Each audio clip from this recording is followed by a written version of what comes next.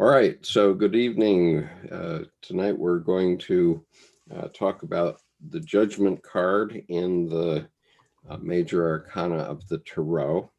And once again, just to mention, all of us face certain archetypal things that happen in a lifetime. And this is true whether we live in China or in Ghana or anywhere else in the world.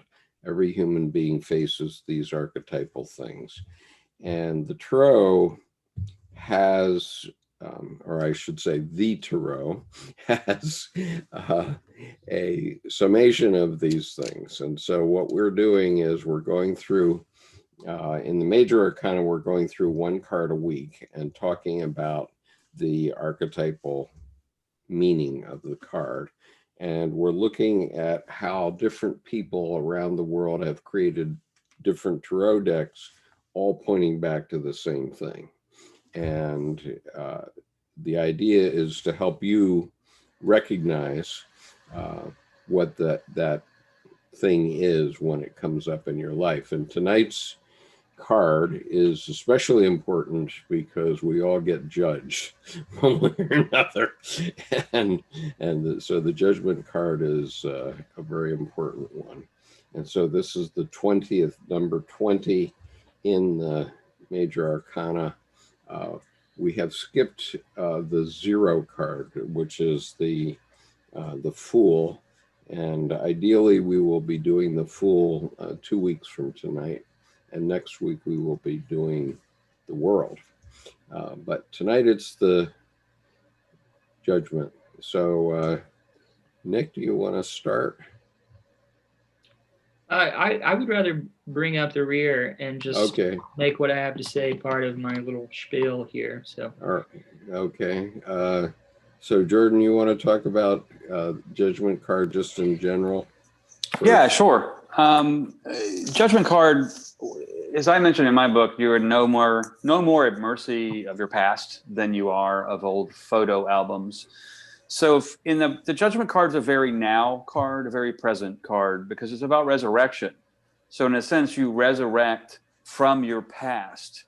And so letting that stuff behind, this is the second death card. Patricia had mentioned a relationship between should death come before judgment or vice versa. And what I find is that judgment is a bigger form of death.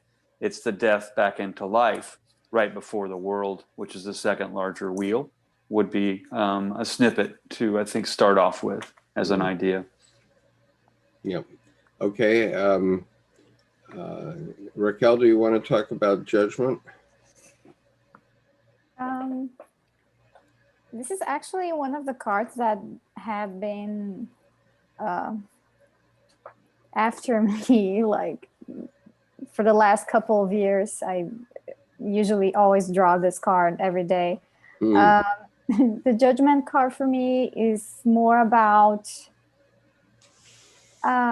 it's a challenging process because it's about realizing some patterns of life that you keep repeating. And then you realize that the thought, rational thought, or that clarity that you have throughout the Sun card, that doesn't cut it. Some aspects of your life, just having acknowledging them, it doesn't make a real change. So it's kind of like realizing that you have to do some type of work, some type of physical work, or some type of physical change throughout your life to make that change of conscious really flow. Like.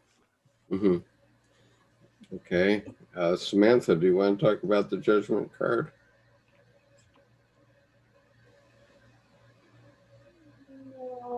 I mean, not at this time. Not at this time. How about Patricia? Do you want to talk about the Judgment card? Okay. So it's. I'm sorry. No, okay. You don't have to say anything.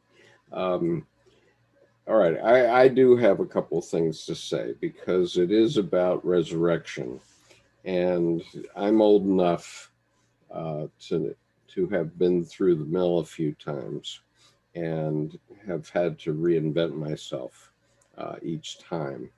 And so it's very important to understand that that's a process that is going to happen to you very likely in your lifetime.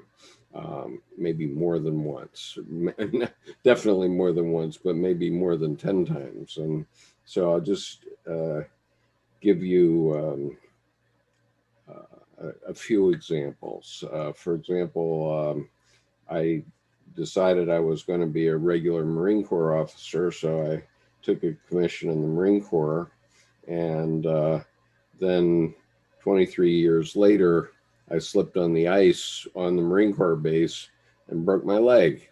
And that was actually the last thing I did in the Marine Corps in uniform, other than honor salutes. And so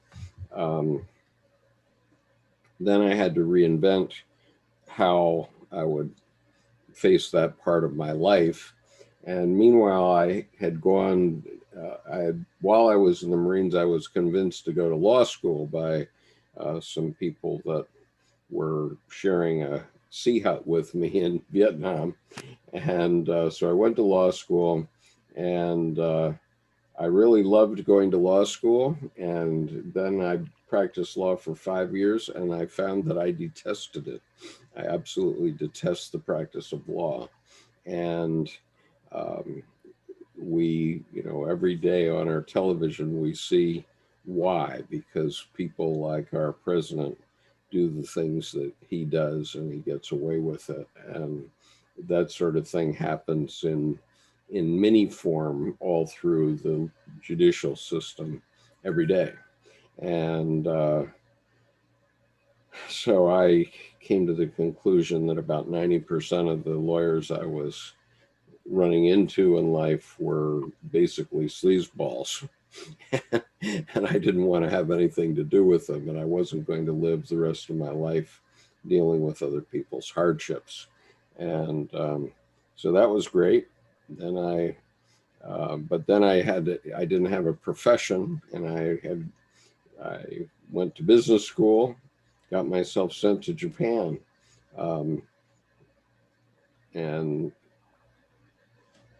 that was great for 5 years, but at the end of 5 years, my wife wanted to come back. and the company, when you take an expatriate position like that, the company doesn't save a job for you when you come back. And so I ended up being unemployed, being a Japanese, Chinese-speaking lawyer, MBA, having just run a company in Japan for 5 years, and I couldn't find a job. I was unemployed for 2 years. And so that was a judgment. Okay, but the point is that each time you have this judgment assessed, your psyche will show you something else to do. And so after this 2-year period of unemployment, I taught finance at the University of Maryland Graduate School. And one of my students was a neurosurgeon, but he owned a bank. And he had a sailboat, and I wanted to go sailing. And so I asked him if he ever needed crew, and he said, "Man, do I ever need crew?" So we went sailing, and he said that he couldn't get his typing done for his office, for his neurosurgery practice. And he'd heard, I think it's Gary Peters, talk about getting typing done in Taiwan. So he asked me if I wanted to check out that possibility. And I said, well, you don't really want to get your typing done in Taiwan, but maybe India, where they actually speak English. and that was the beginning in October of '89 of a business and medical transcription that ultimately went public 15 years later after a couple of crashes, actually. So those were judgments too. And so anyway, there's a whole series of these things. And I had a marriage that failed too. And so all these things happen to you. But, you know, God gives you a new way, okay? And that comes to you through your psyche, through yourself. And so then you can find something new to do. And each of my iterations has been something very new. I mean, I've worked a lot on Jungian psychology, obviously, for the last 30 years.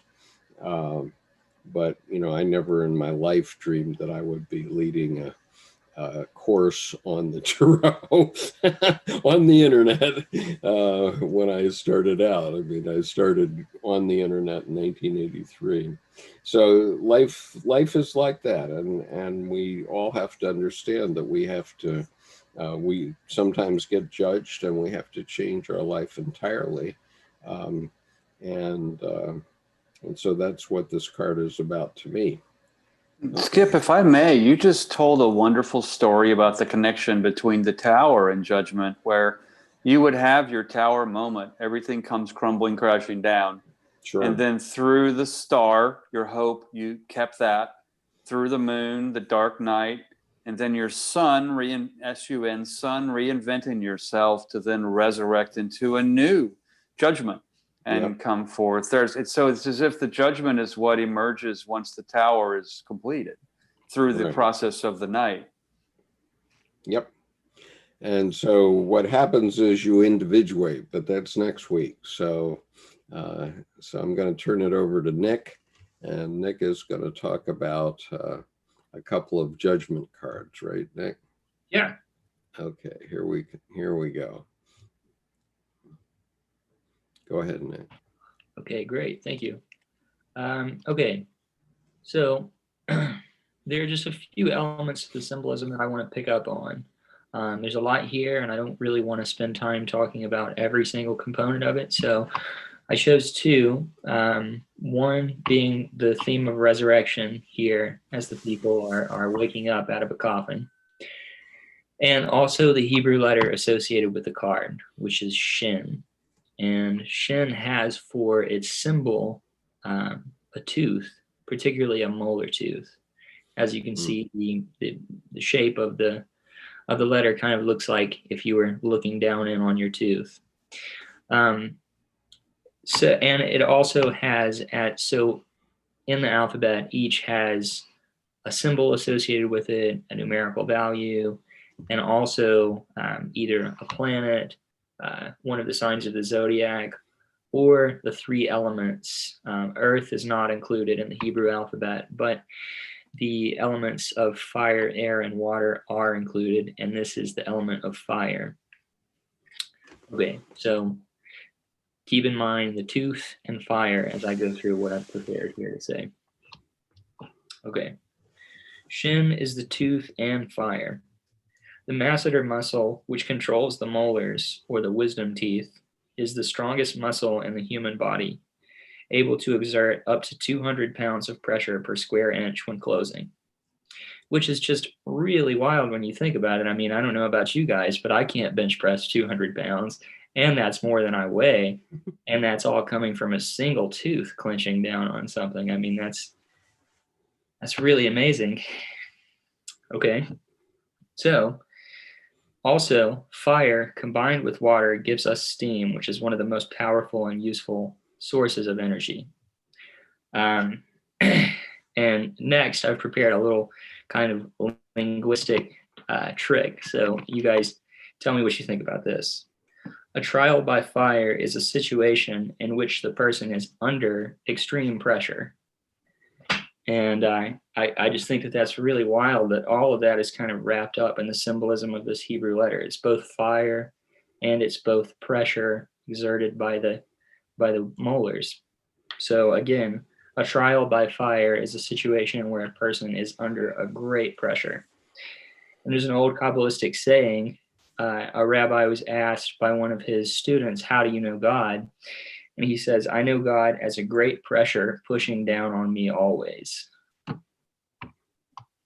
Okay, so the other element of the symbolism that I want to talk about, and I'll relate it back to a passage in the Bible here, is that of gold. And as you can see, the child, the woman, the trumpet, the rays coming off the cloaking of the angel are all gold. Okay, so gold is incorruptible. Gold is refined by fire and will never degrade over time, hence the incorruptibility.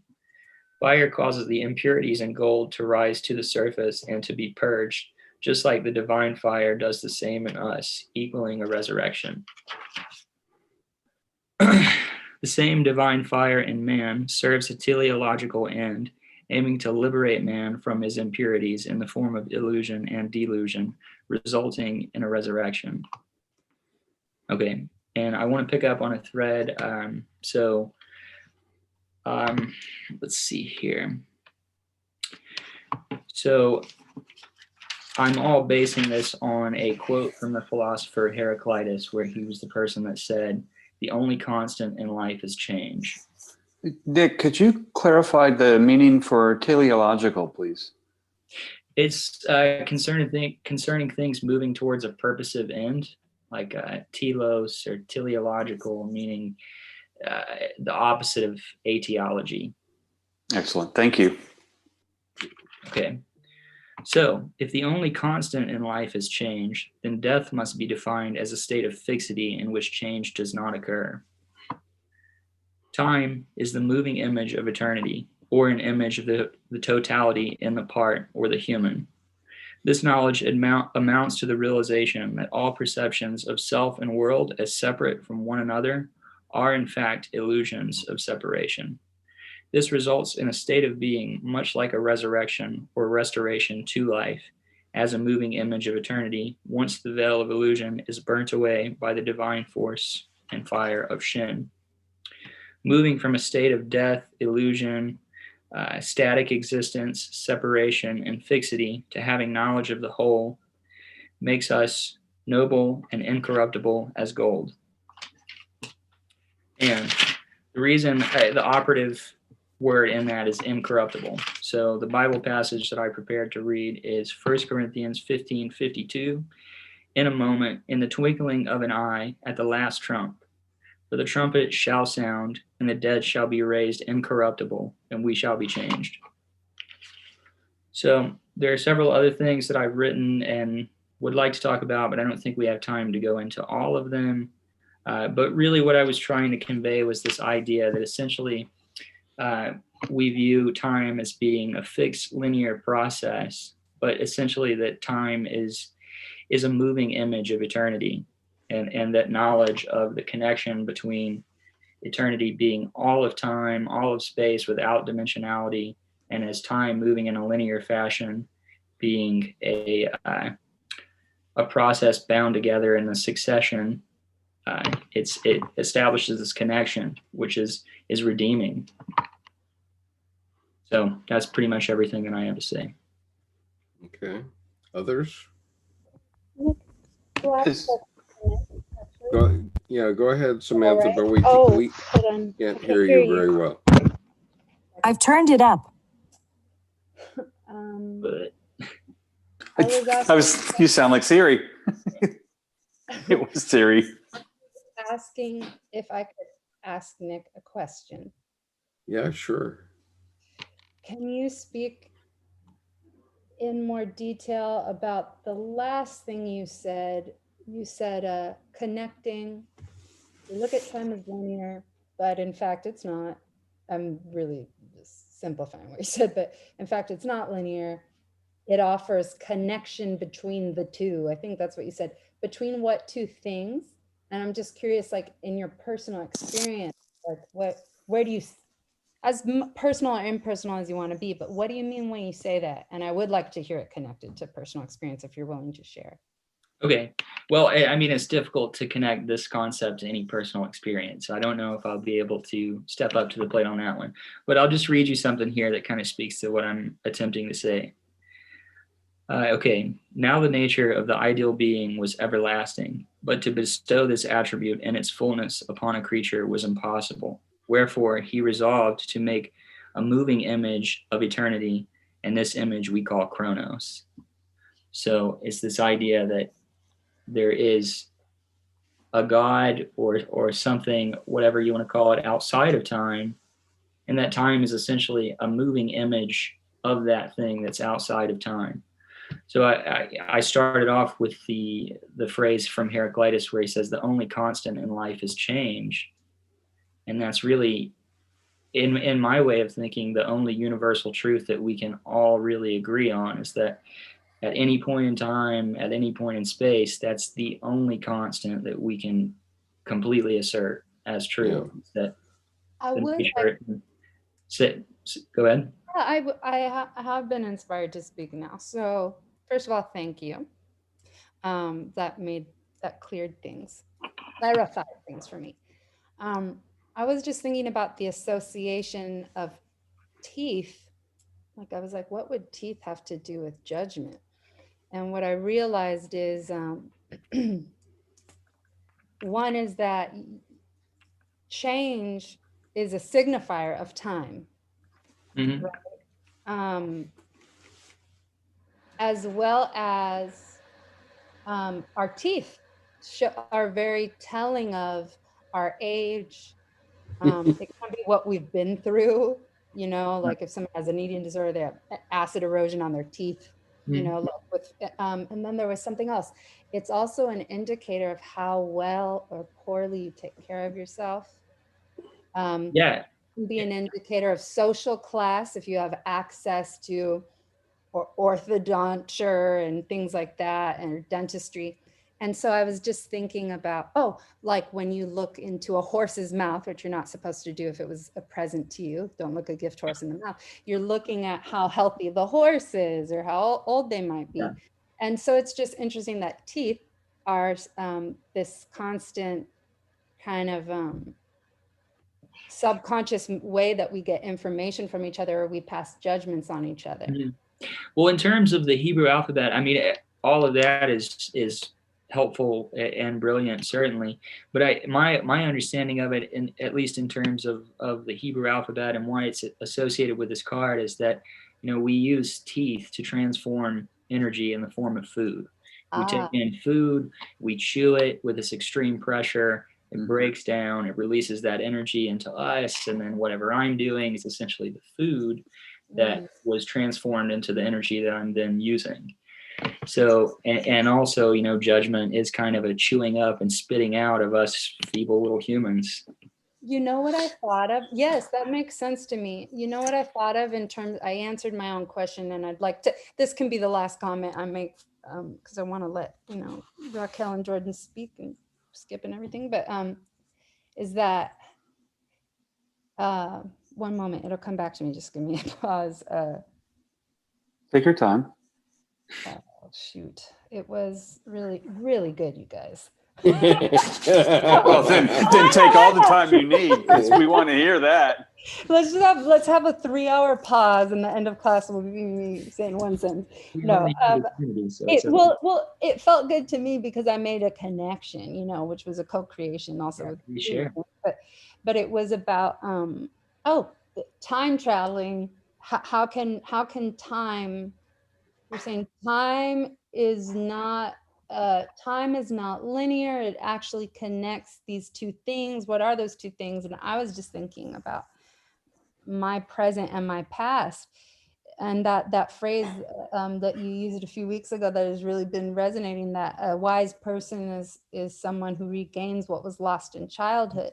In that sense, you can time travel because our memory is always there. This computer is filled with every single thing we've ever seen, been through. Exactly. We can say that past lives. We can also imagine a future. So in that regard, you can. I mean, your mind is the only thing that makes those things real. I mean, you know, That's your mind is the only witness to the past being a real thing. And they Right. say that you can change the past because you can if you change the story that you tell about the past in the present. It says I don't know, I heard this somewhere that's effectively changing the past. Or if I go back and, you know, with my therapist into my psychology as a child, and I look at what went wrong or something, and this is a very universal thing, I'm not saying it's all me, then you can create a new future. You don't have to keep playing out the same patterns. Yeah.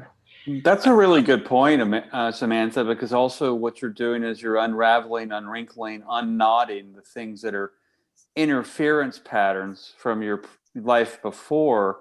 And something I noticed when you were talking about the molars and transforming energy, Nick, that I've never seen before in this card, it was because of the one on the right.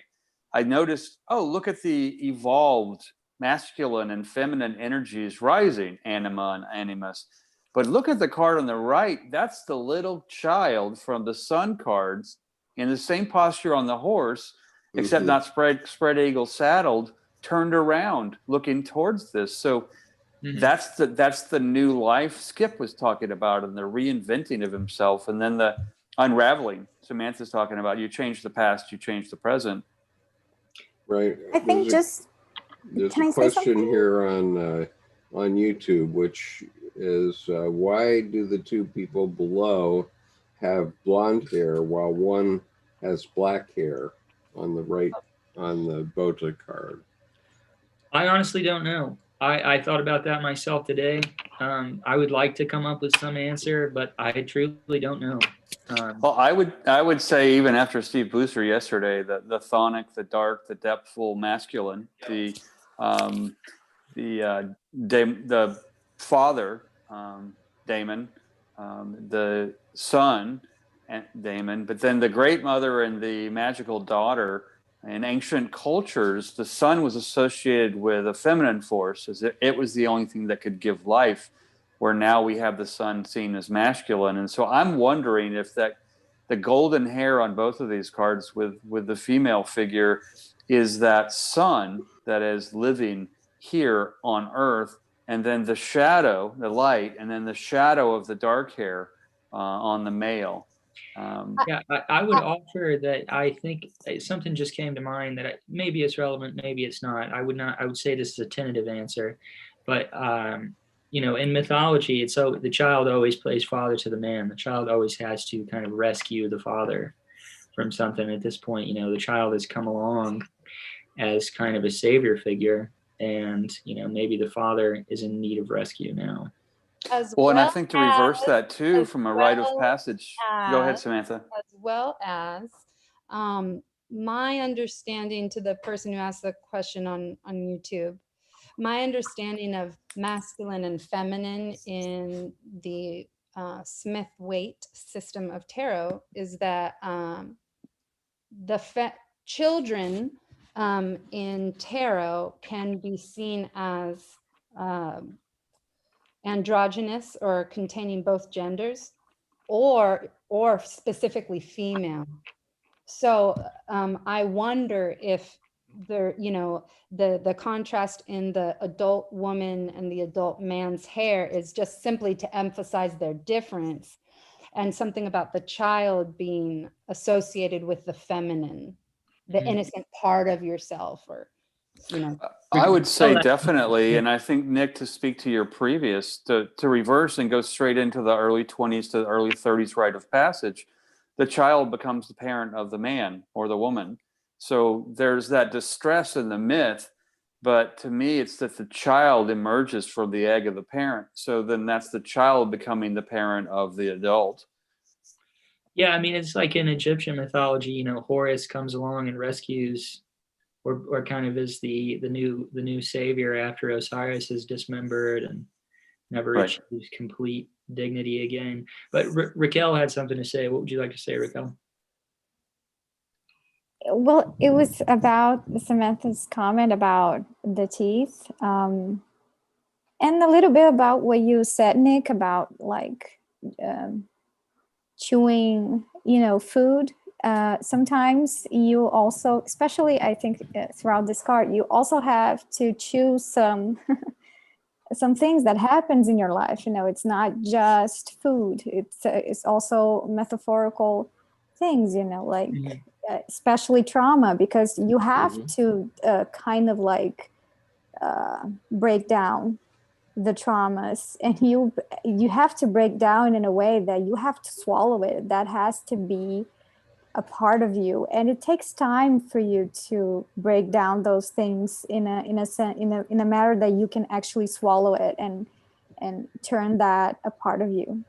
Yeah, one thing that I really, really love about the cards in general, but particularly as I think about the Hebrew alphabet and how they relate to each card, is there are all these wonderful little linguistic tricks, puns, and metaphor and stuff that you can pull from it. And like I said, with the moon card, the understanding thing, and with this one, you know, there's the trial by fire and the intense pressure, but also kind of along the lines of what you're saying, that you need to take things in a digestible way. And I would say kind of a piece of that is biting off more than you can chew. Yeah. There's a question here about the flag. Is the flag St. George's cross? Does anybody know? I don't know. Sure. I'm not sure what St. George's cross is, but I remember reading about somewhere in some interpretation that it might be referring to St. George's cross, but it was looking at it as a path, a crossroads, and something about the symbolism between the red and the white as well. Yeah. So the alchemical, the red king and the white queen of alchemy. Yeah. Well, I don't know about that. I just know about purity and the so-called purity in the color white, and the red meaning blood, or could be. Well, in the Rider-Waite deck, red and white is always purity. That's why there are lilies around the pool, and also in the ace of I can't remember which ace, but there are some white lilies, and I think in several different places there are white lilies, but there are also red roses, and it's always to do with purity and also passion and desire. It can also and life, and also life. Yeah, Justin says that the red cross also is used as a protection, like an amulet for protecting Christian pilgrims. Like Crusader, kind of. Yeah, Templar cross. Yeah, the Templar banner. I think we were all talking at once when I tried to say this, so pardon me if I'm repeating myself, but I just wanted to do it when I could. Go ahead. Is that there's Christian symbolism in this as well, where, you know, growing up in different private schools I went to, especially the Baptist one, they really emphasize. They're really, you can borrow from your past. This is an example, like I'm just borrowing it for my purposes, but that the whiteness had to do with purity, which whoever asked that question about the hair color, we can roll our eyes because it's like, why is white always pure and black's not? Whatever. That's different in different cultures, but I'm just speaking about this specific Christian reference, Anglo-Saxon thing, which is white is to do with purity. So it can represent Jesus of Nazareth or the Christ. And then the blood is the sacrifice, you know, the Lamb of God who was sacrificed so we could live. And you have to sacrifice something. Why do you have to sacrifice what's so innocent? Probably because you have to lose your naivete. I think as long as you have desires and stuff, you know, you always open yourself up to want. As long as you have, what? As long as you have desires that rule over you and you don't rule over them. I mean, I'm not saying be denying of all bodily desires and, you know, living in this world, but at the same time, you know, it's a slippery slope because they dominate a lot of people. Yeah. Now, Magic Sufi says 7 notes coming from the celestial trumpet, representing an octave, plus 13 rays of the sun. 7 plus 13 equals 20. I think there are only 12 rays around the sun. But yeah, that's what I thought too. But yeah, I mean, the 7 rays are definitely there. And, you know, obviously the 7 planets, but also they're the 7 trumpets in Revelation. Right. And one other thing that I would point out is the Chronos ate his children. Okay. And so that's kind of this story again. Wait. Right. Wait, well, yeah, and also Uranus was castrated. And then, so that's why he shakes things up out here instead of the seed going inside. The same story. There's one more element of what I was saying that I would love if we could just talk about this, or maybe not. I don't know. If anything comes up, let's talk about it. But Right. I found it just really helpful for me in my own thinking and trying to make the point that, like I said, time is a moving image of eternity, and that as a piece of that, as one human of that, we also have to have an image in ourselves of wholeness, of everything in its totality. And I was thinking about, if you eat something, if you're eating a piece of fish, I think it's easy to think about it as just a piece of fish. But I mean, even that piece of fish comes from the whole body of the fish, and it has an image of the fish within itself. And that to me is kind of the redemptive quality of this card, is thinking, oh, I'm just little old me. I'm separate from everything. I have no power as one person, but also realizing that within you, since, if we're going along with the narrative that we're created by an intelligent being, then we must also have an image of that within ourselves. You almost directly quoted William Blake, eternity in a moment and heaven in a grain of sand. I mean, Okay, let's move on to the next level, the next plateau. And here we have Stephen Heller's piece on the Judgment card. So I'd like to read that so everybody has access to that.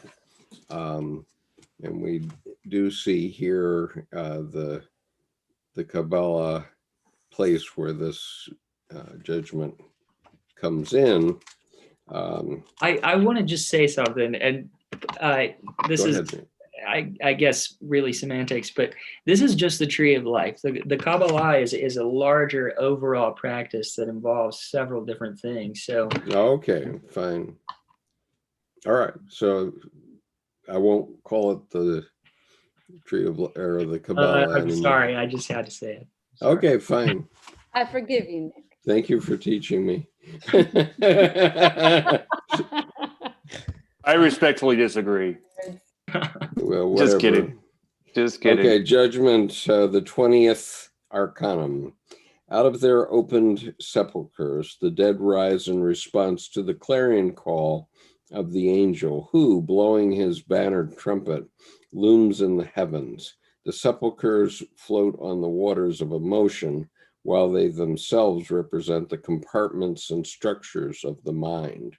The angel, surrounded by the blaze of the solar fire, stands for the higher self or holy guardian angel of the individual, while the awakened human personality is like a dead man rising to life. Snowy mountain peaks rise on the horizon beyond the sea, indicating the need for further attainment. The equal-armed cross on the angelic banner stands for the law of balance and equilibrium that is ever the supreme signpost of all progress on the paths of the tree of life. And then he says, Shin, the 31st path from Malkuth to Hod. Keynote, our total being is renewed when relinquishing our attachment to physicality, we enter the realm of enlightened mind. And motto, marvel not at this, for the hour is coming in, which all that the graves shall hear his voice and shall come forth. According to John 5:28 and 29. Meditation, as I hear the clarion call summoning me to the palace of the king, I shall be renewed within and without. I am a new creature, and all my thoughts, feelings, actions, and insights will be new. I am a child of the divine fire, a spark from the primordial flame. Earth cannot smother me, water cannot drown me. May the breath of my Father fan me into new life and new activity. I am renewed. I resolve to renew myself day by day. I have so much. Go ahead. This is really beautiful. First of all, it's really beautiful. I don't know, I'm getting emotional. It's not coming out, but I'm feeling it. Like, one thing I wanted to say is that the mother, what I'm assuming is mother, father, child, man, woman, child, is there's a trinity there, Mhm. as well as it being, but this is about the individual, and within us all is our mother, our father. Genetically, this is the case. It's literal, right? Mother, father, also whatever unprocessed stuff they have, we inherit their gifts, we inherit that. And then we have our own inner child. And there's this thing called parts therapy, which I've never actually done, but I've been talking about it with a couple of people who have, where you acknowledge that within yourself are these different voices and parts that are inspired by your mother, your father, things that other people said, or a childlike idea you have in your head that are still part of you. And that to become whole, we need to find a way to integrate them. And that I think maybe what this card is speaking to, it's probably speaking it to me right now, is that we don't have to repress or reject any of those parts. That there's room for all of them. Next thing I want to say, there's one more thing, it's short, is that to me, I was wondering, why are there those three people on the other side? And the book does say, oh, the mountaintop, it means other things to conquer, whatever, and sure. But I think it can also mean, it's like a reflection of the ones that we see that are closer.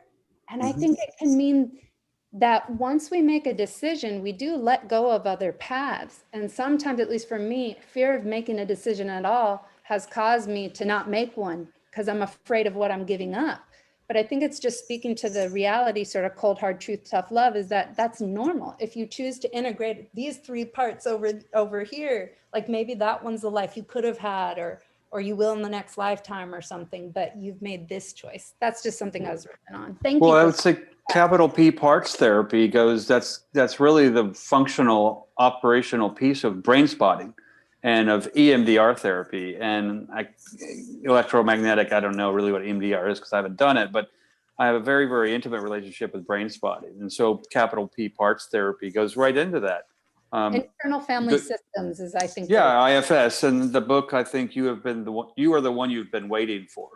Is they have a book. And but parts therapy is very, very interesting because every part comes from a trauma, whether it be a happy trauma, a sad trauma, it doesn't matter, but it's a part, and it's a functional, independent thing that's trapped in your head.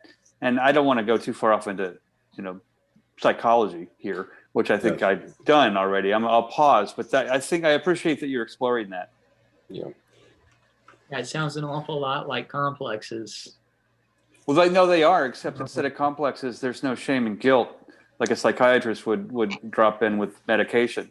Yeah. So Okay. So anyway, we're going to stop this there. topic. Yeah. We'll go back to the tarot, and I have the four cards that Wang likes, but and so this is the Golden Dawn here on the left with a really big molar.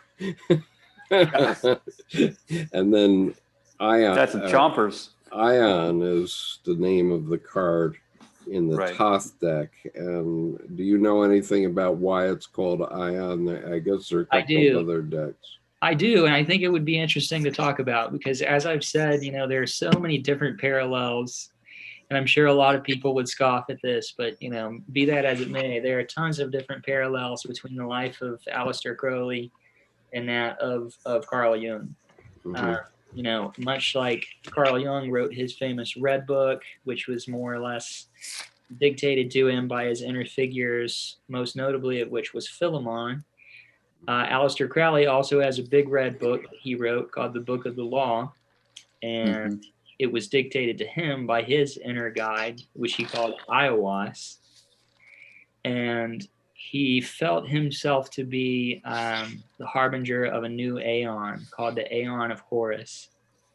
And Iowas appeared to him and told him that he would be the messenger of this new aeon. So that's why aeon here, or Horus is pictured, and this is supposed to be inside the womb of someone. So this is Horus sitting back on his throne. And like I said earlier, Horus was kind of like the redeemer, the morning sun god, I think. And Osiris was his father, which was slain.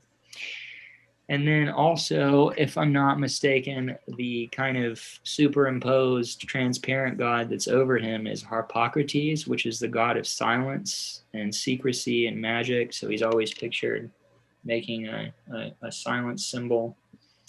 And that's why you see several photos of Crowley and other magicians and rituals doing that, is because they all believe, it's a secret knowledge and we're not supposed to talk about it, really. So yeah, much like how Jung and Edinger and all of these guys wrote about the new Aeon of Aquarius, Crowley, probably unbeknownst to all the individual parties, was up to a very similar endeavor. Yeah, so I would piggyback on that if I could, Nick, that even just literally from Ion with Jung and Ion here, it's Crowley and Jung are both indicating the cycles of life of Jung's Ion, if I overgeneralize it. Yeah, and it's also, the whole thing that I was talking about, that time is a moving energy, moving image of eternity. I mean, that's where that idea comes from, is the belief in the god Ion. Ion, right. This god outside of time, and time being a moving image of Ion. And Ion is a little bit different than Aeon. Aeon more literally means an age, and Ion was actually a deity. Right. So eon, it can also be pronounced eon, just for well, they're different words. They're different. Eon is an age, and Ion is has several different meanings, but it's a Mithraic god, and an aeon is an age or an epoch or something like that. Aeon, so hold on. An eon is a unit of time. I understand that. But aeon, other than being the god that you're referring to, it can also be a unit of time, right? So how is it different from eon? What are you saying? No, Ion is the deity, Ion and then Ion moves through the eons. So it's cycles of life of the deity Ion through the eons. Ion is also just spelled differently. It's A-I-O-N, and it's a god outside of time. And aeons are different aeons, cycles of time. Okay, let me read what Alejandro Jodorowsky has to say about this, because I think it's useful this week with this card. And he's talking about specifically this card, the Marseille, right? The lower right card, which is the Marseille deck. And so it's short, so I'm going to read it. Okay, all the Tarot's energy is concentrated in the card of Judgment. Following the receptivity of the moon and the new construction undertaken in the sun, we see here the birth of consciousness, framed by a female principle on the left and a male principle on the right.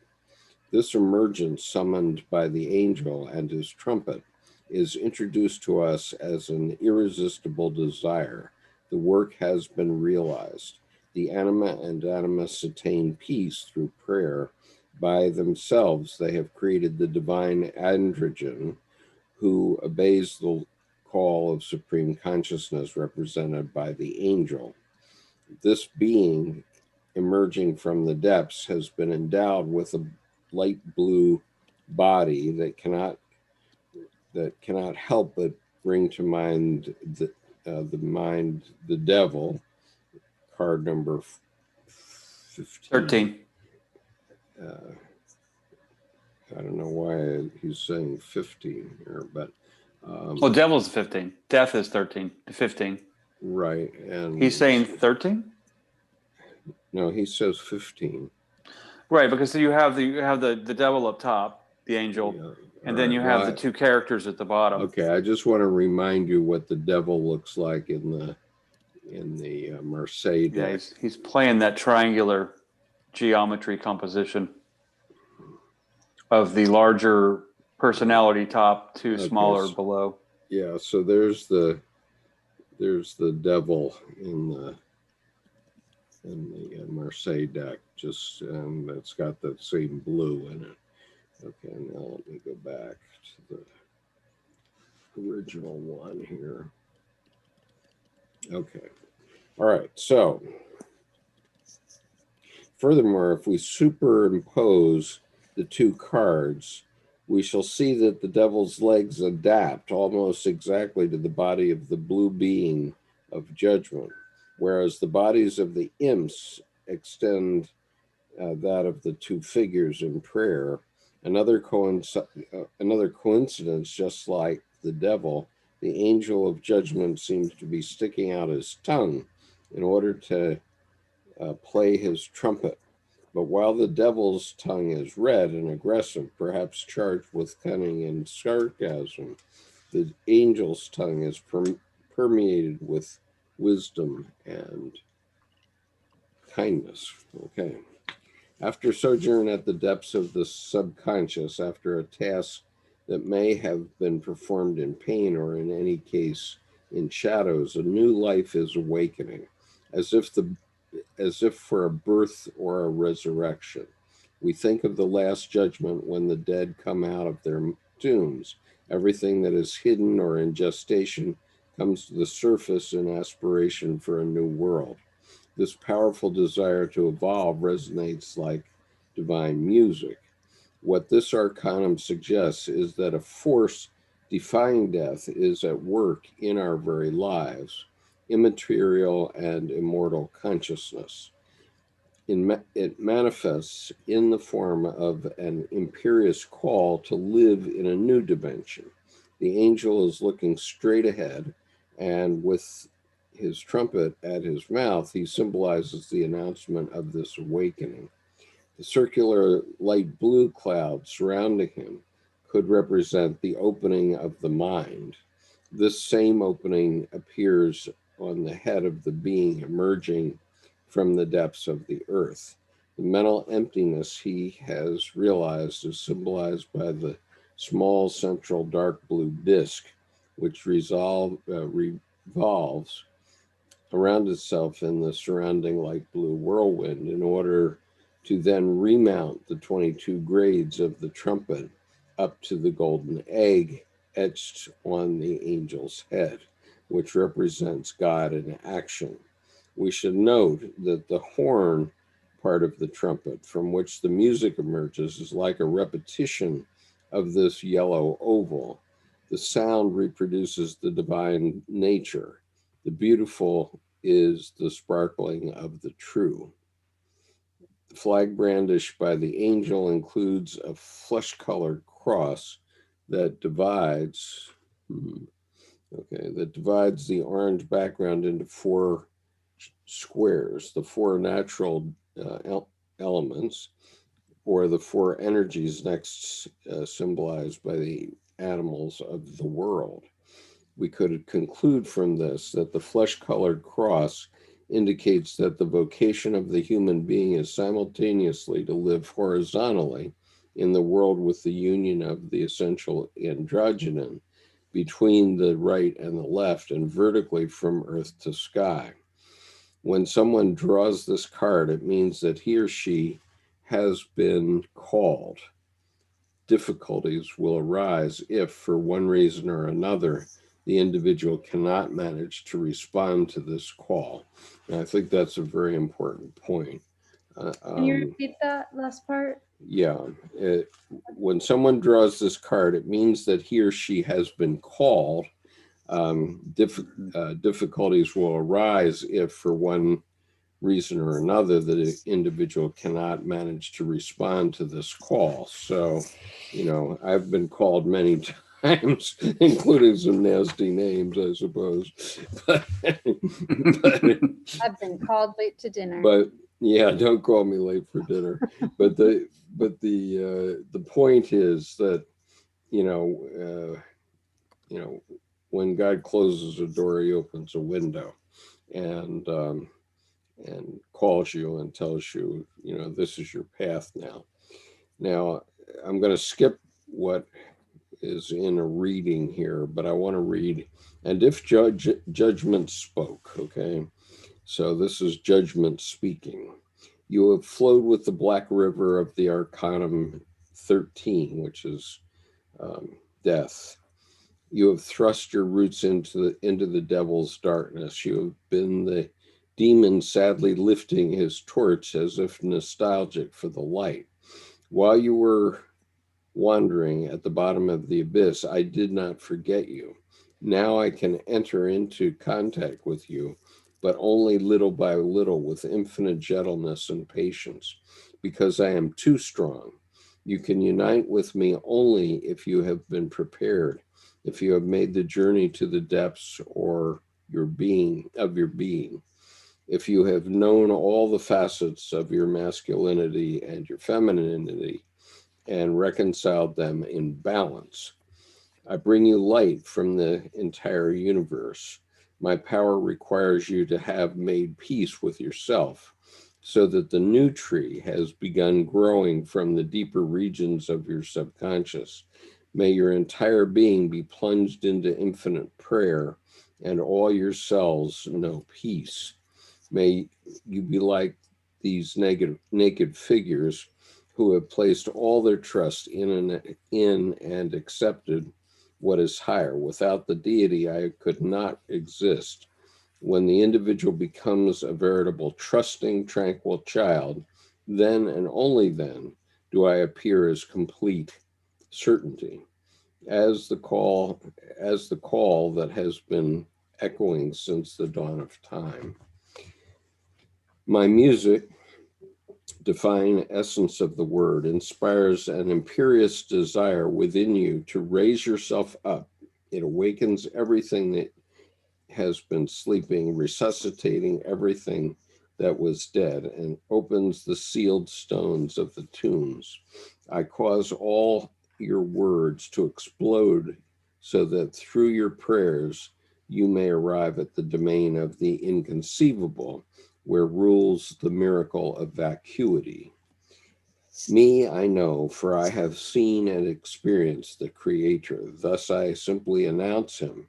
I transport the irresistible call of consciousness. I am the awakening, the miracle that takes place within your being. Irresistible certitude. When you answer my call, each of your actions is like an order I give you. You no longer harbor any doubt. You strive to act, think, love, live, and desire in full accord with divine will. Life is worth the pain of living. Everything is achieved in calm meditation, kindness, and joy. I come from an inconceivable golden egg in which being and non-being are only undifferentiated light. I am the highest realization of your psyche, your thought that has finally become androgynous. I free you from the boundaries of male and female.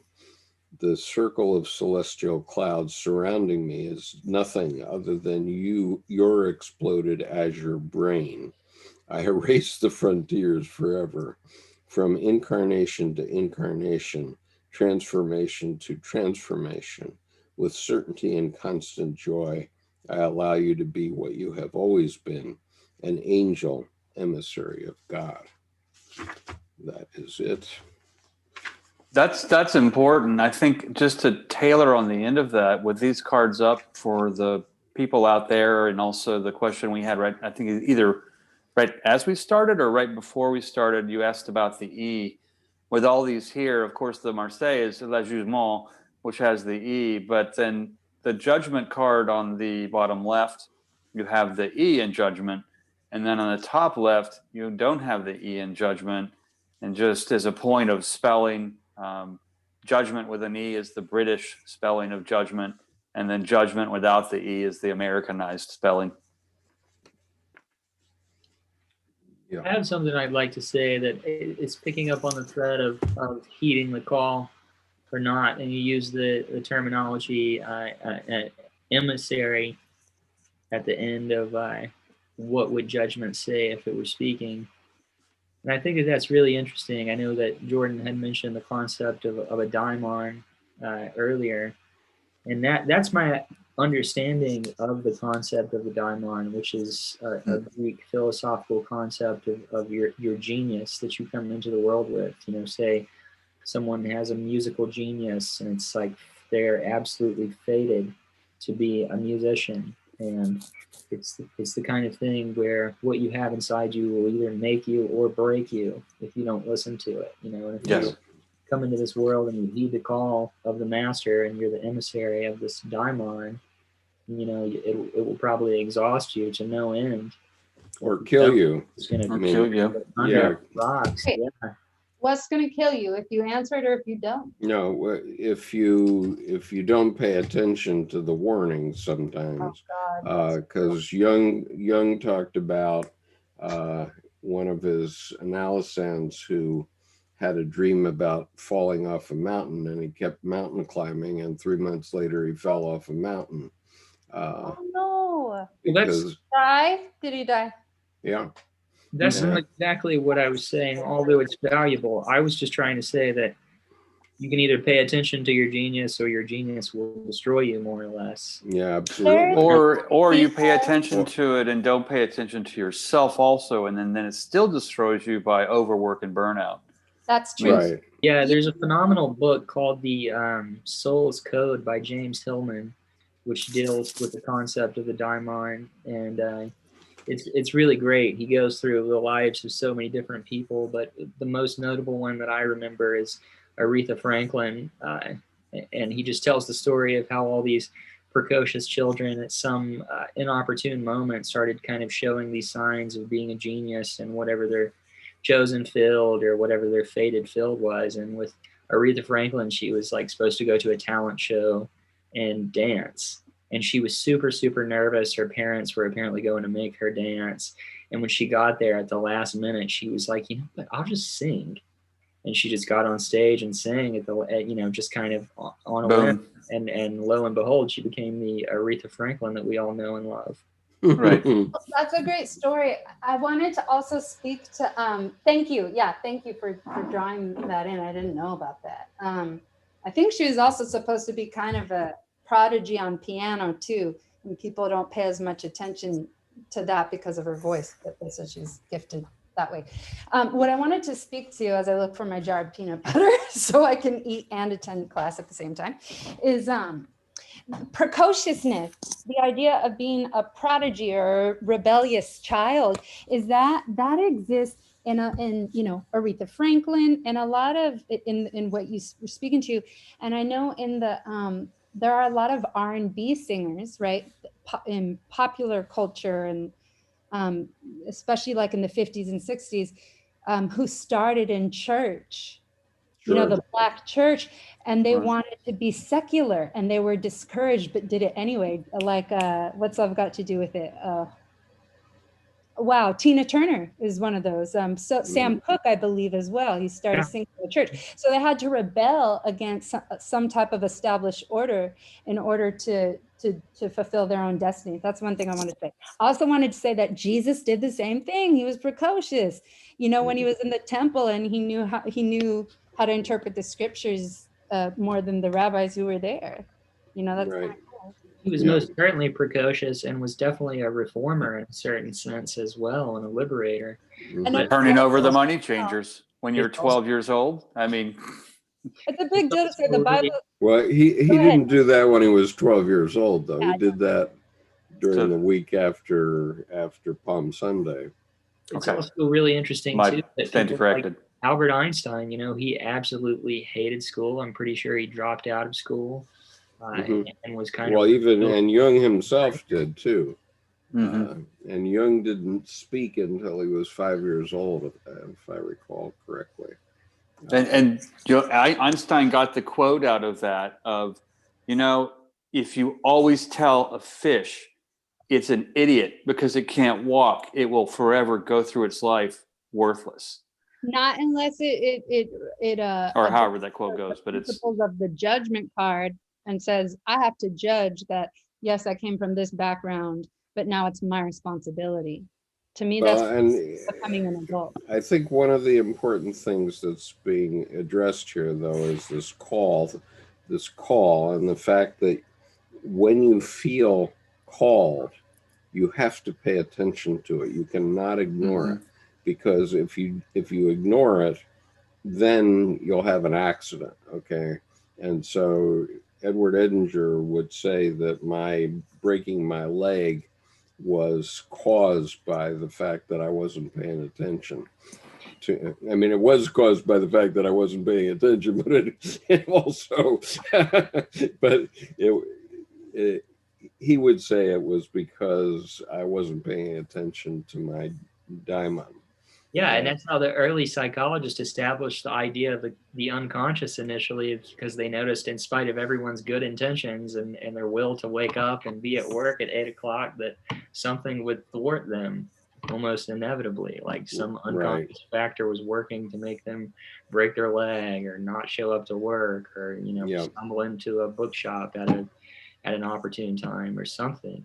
Right. You know, I also want to draw the connection. I'm getting really excited right now. Just between I'm having a flight of ideas between the word daimon, which has to do with inspiration, and demon, just for the YouTube audience, because as well as that being shown in the card, where it says that one card, the Jodorowsky was saying that the Marseille deck, you could overlap that with the devil card and it's one and the same. So it's like how you were saying, like, your genius can be your curse, but it's also your decision. And my experience in my life, and I've heard other people go through this as well, that idea of like Jonah in the belly of the whale. He was supposed to preach, yep, to some city, I think, right? That he didn't want to do it there. He's like, God, I will not go to, starts with an N, Nicholas. Say again. Nineveh? Yes, that's right. He didn't want to go to Nineveh, depending on how you want to pronounce it, folks. I think it was actually somewhere else that he didn't want to go, and he went to Nineveh instead, but I could be wrong on that. Well, the point is that they say, Maya Angelou used to say that God will whisper to you. You know, it starts whisper. If you don't listen, God's going to nudge you. If you don't listen, God's going to scream. So the universe will do the same thing. It's like Jonah ended up in the belly of a freaking whale. Right. He wasn't paying attention to what he refused God's call. So I think before we just go off a cliff, I think we have a whole bunch of chances. It's the same thing with addiction as well. What makes an addict different from someone who's not an addict, or an alcoholic to someone who's not an alcoholic, is that they progressively get worse over time, never better, can't control it. So some people say that's a sign to actually surrender and ask God for help. Right. Well, and that brings up a good point with the calling, with the 27 Club, from a pop culture reference. Oh, I mean, Jimi Hendrix, Brian Jones, Robert Johnson, Kurt Cobain, Amy Winehouse, Janis Joplin, and Jim Morrison. I mean, and that's just a smattering of the list, but they all died at 27. And they listened and they went full boat on, and that's it. They used their whole life in 27 years, basically, in a way. So, and I don't know if there's correspondence there or coincidence, but it's just the 27 Club has always kind of been of interest to me with this card, and that overwork out of Resurrection. Yeah, Ms. Dell says she's always seen it as a call to duty, but my grandfather, who was an alcoholic, also, he had a stroke when he was 57, died when he was 68. And what year? 1968. Oh, I see. He literally died on the weekend of my first marriage. And the result of that was that the church where we were married had only people on one side of the church. I guess it was the left side. I forget. Oh, because the whole family was at his funeral. Well, except for my father, mother, and brother were there, but that's all. Wow. From our side of the family. I want to offer one more comment just on the daimon thing, and the Greeks had a word, eudaimonia, which was just essentially a life well lived as we would understand it now. But I think it's just really interesting that there's no cognate term in American language. And, they were really saying that, if you live in accordance with your genius and with your daimon, it will be a life well lived. You will be utterly spent. And that concept, I can't think of any word that correlates to that in English language, really. But, they really built their belief around that. And that whole idea comes from the myth of and the idea of the three fates and your lot in life being woven to you before you come here. Yeah, and I appreciate that we can't find a word, because also Latin and Greek are conceptual languages. I mean, like one word equals the word, the verb, like to do this. So their words, their individual words tell stories. I think so here they'll love what you do and you'll never have a day of work. I mean, it's a similar kind of concept. But I agree, there's not a word in English for it. I know someone wants to say something, but I would like to say I think there is a word in English for it. And I think that's having a dream, having a purpose. However, it is my experience as I individuate and become a grown-up. Thanks for helping. It's been real slow. I'm basically a really tall 14-year-old, so I'm working on it. Really tall 14-year-old? Okay, yeah. That's priceless.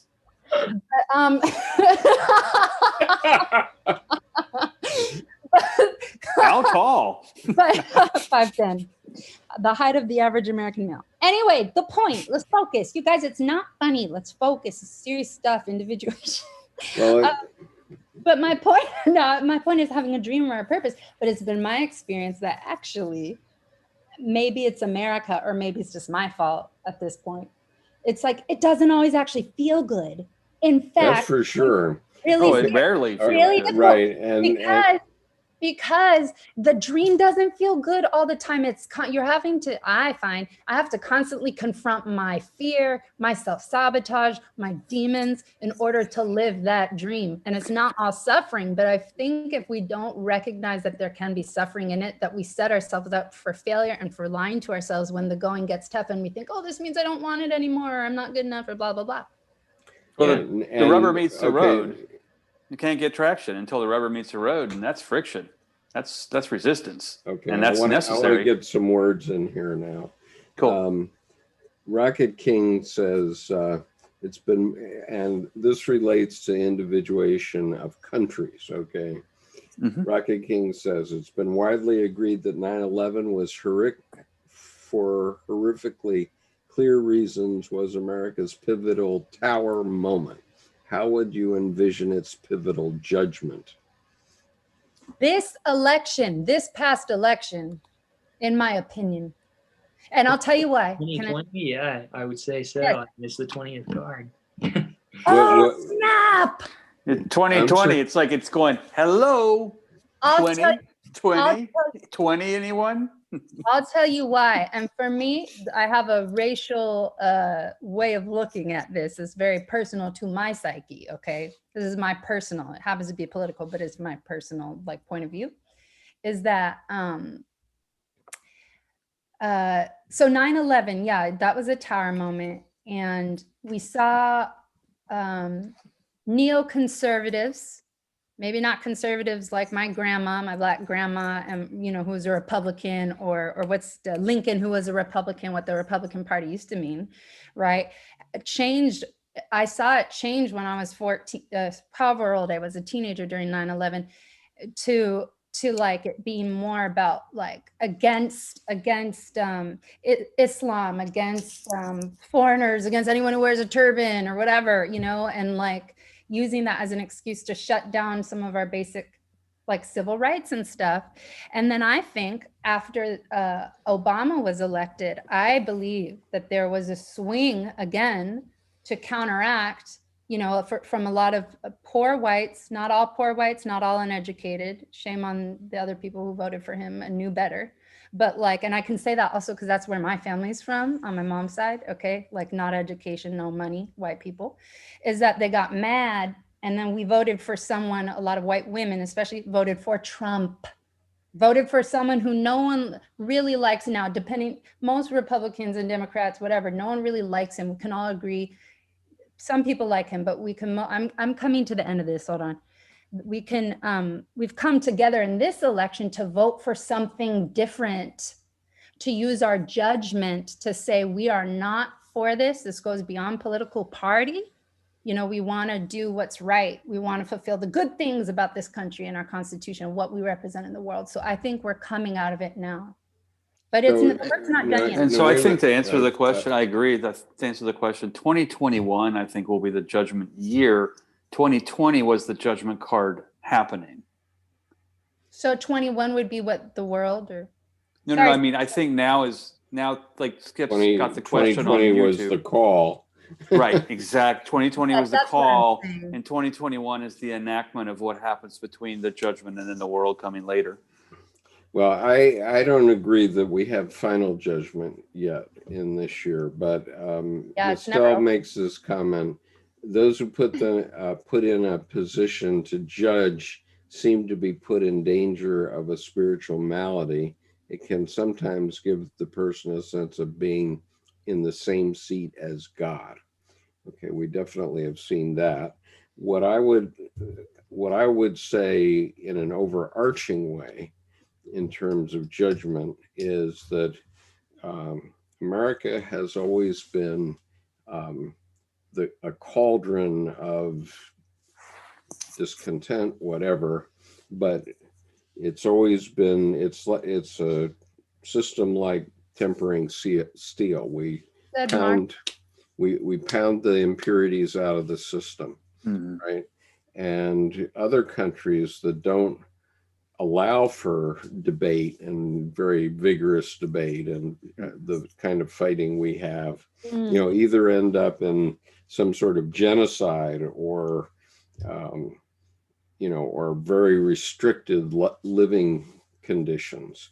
And, you know, you can see it very plainly that this is what God meant for individuation of a nation, because he meant for us to clash together and find the right answer rather than stick to one answer or another answer. And you can see it very clearly in the immigration lists. Okay, there are people from every country in the world who want to immigrate to the United States. We're the only country in the world that could say that. And This hurts me a lot because may I skip? yeah, go ahead. It Because hurts you. It does, because am I gonna cry? No, not today. But it does, because what you're saying is true. Okay. And I've heard my father say the same things. My father is an old Black guy, probably older than you. Okay. So for him to say that is a big deal. You know what I'm saying? Well, I'm serious. You know, he's a surgeon. He's the only Black student in his medical class. He experienced racism, all of these things, even though he came from a family with land and money for generations. My mom didn't, you know, but the opposite is also true. And I'm not raising these opposite things in order to be contrary. I'm saying, I think we need to recognize that, yes, okay, everyone wants to come to this country now, but every right that you're referring to, our freedom of speech and right to assemble and all of this, every great, like, it was achieved by bloodshed. I don't deny that. That's what I'm talking about, clashing together. Yes. So I'm just saying, I mean, I've lived in very conservative places in the country, in Texas, for instance, where we were only shown the part that you're saying. And so I think the reason why it hurts, I'm not saying you're saying this, is because I've been to schools where I've been in the minority and been the descendant of slaves and heard the teachers that I loved say things like that, and not look at how, like, literally people who died, like men who died in the Civil War, Black men who died in the Civil War so that their family could be free, or you know, all the protests for civil rights of Black people in the 1960s, and women fighting for the right to vote. They had even white non-landholding men had to fight against the white landholding men in this country. So that's what I wanted to say. Right. Nobody's saying that slavery was a good thing. Okay. I've heard that though, not from you, but I have heard that in school as a child in this country. Today is as today is. Okay, because we only have today. We have a country that is it's really screwed up. I agree with that. Okay, and in answer to Rocket King's question about how would you envision its pivotal judgment, I said, well, ask me on Thursday, right? Right. But after Wednesday, after the hubbub on Wednesday. And my prediction is that, and here's my prophecy, that Wednesday will fizzle as far as the Proud Boys go, because the head of the Proud Boys has already been arrested. But I doubt that enough of them will show up to make a difference. But whether it is or not, the fact is that we clash together, sometimes pretty loudly and noisily, but then we come to a decent result eventually. Yeah. And conflicts that are resolved strengthen relationship. And I believe increase connection. I believe that the reason that I mention these things is because I think that I feel that our country, and yes, we are on its way to healing. This isn't coming from cynicism.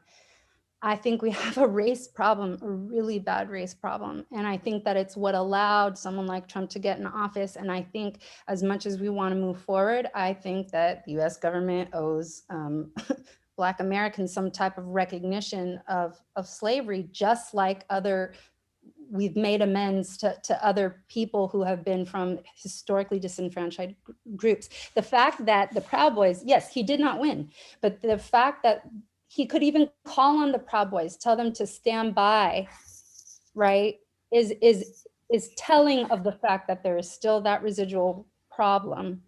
Well, there is that residual problem, and it's a very serious one, and it's one that we have to resolve. Okay, it's not something we can resolve intellectually, however. Correct. Yeah.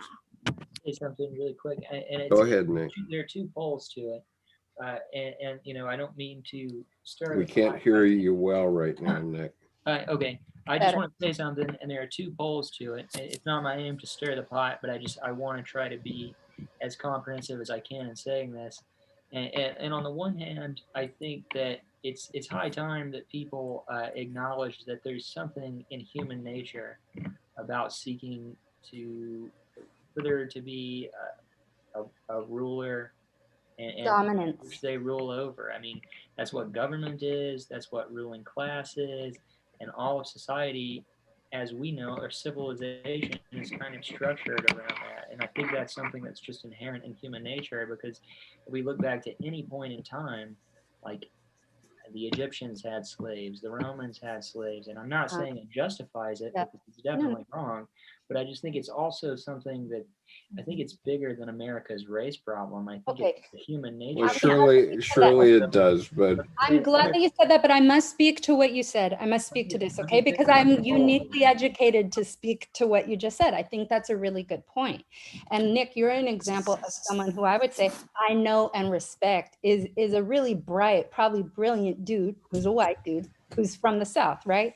So what I'm saying is, even as someone I would like or interact with, or I'd be the intellectual equal to, right? For me to hear you say that is not accurate to my experience or my education. I'm an African. Can I say something? Wait, can I please finish my thought? I promise, just please. What you said needs to be responded to, because I think it's a misconception that is shared by a lot of well-meaning white dudes, white people, all too many in this country, who might consider themselves liberal, which is that slavery, when you talk about the ancient Greeks and Egypt and all that, American slavery was uniquely vicious. You could be a Greek slave and you could buy your way out of slavery. You could run for public office in Greece. This is the same thing I heard when I was in 5th grade, and my favorite teacher said that Africans sold themselves, so slavery was okay. My 6th grade teacher said something similar. So Well, there's a lot of that going around, in American and that's justification. In American slavery, people were taken on ships. They were not able to leave. They were literally kidnapped, okay? And generations, like literally 600 years of people, you know, and raped, tortured, completely having their humanity pulverized from them. That I think that what you said, although I'm not saying it's your intention, it's really hurtful to hear from me as someone who is descended from people who went through those things. And it's really frustrating because I come from an upper middle class family. My dad's a freaking heart surgeon. And I find that unfortunately, even relating to my white peers, there's a lot of ignorance that you don't have to look at because it's not your experience, because we have this phenomenon of white privilege. Right, okay, so we're gonna stop this now because this is going That's all to be, I have to say. This is going to be about the Tarot and Judgment. We'll give Raquel one chance to get a word in here because you want to I'm just going to point out 2 small things about everything that you guys are pointing out, because I come from a different place and a different perspective and a different history also. 2 things, like comparing historically, it's a very wrong thing to compare like very distinguished slavery types of background. Like the African slavery doesn't have a historical comparison. Like it's not fair, it's not truthful. Historically, it's just wrong to do it, you know. But in another hand, here in Brazil and in entire Latin America, we do have a lot of history of dictatorships, you know. And one of the things that we keep saying about our experiences is remembering is very important for you to prevent from happening again. It's the only thing that you actually have to do, socially speaking, is to remember. So the problem is those stories that Samantha keeps bringing about, they are not taught, you know, in America, in schools. This is why it's important. But it's about memory, and only if you remember, you can prevent something from happening again. And if you think about this card, it's kind of like the Judgment actually has a point of that, because you have to remember your own life. You have to remember your experiences and your traumas and everything that you've gone through. But because that calling that the Judgment card and Jodorowsky keeps saying, that calling from God is actually a part of you that keeps telling you what to do. But the things that you gone through your life keep preventing you to become what your calling is, you know. Yes. The calling is God, but it's also yourself. And I want to say that I want to also tie this directly. Yes, there's memory, but what we have inherited, and I say we because it's the entire country, right? What we have inherited is what has caused so many young Black men to be killed who have been unarmed by the people who are supposed to protect us. This is why I'm bringing this up. And people can say slavery is over. Yes, it's been over for centuries, but the killing and has not been over. And it's been my experience that the things that we've been told about the American dream, that if you work hard enough, if you make enough money, if you become a surgeon, that's going to gain Black people equality. And I don't think it has. Because well, it has not yet. And so Samantha. And it's sad. It's a tragedy to me. And it's a shadow of our country. Yes, it is. The country that claims to have the greatest freedom was built on the backs of slaves. Right. Okay, so this discussion is a discussion that has to go on not only among the five of us, but among all the people that watch the video too, and among millions of other Americans, so that we can make a better world. Okay, and so the point is that we have to enact the world that we want to live, and that means all of us have to remember the scars that we came from, whatever they are. As Raquel points out, we've all had trauma, and there is trauma, Traumatic.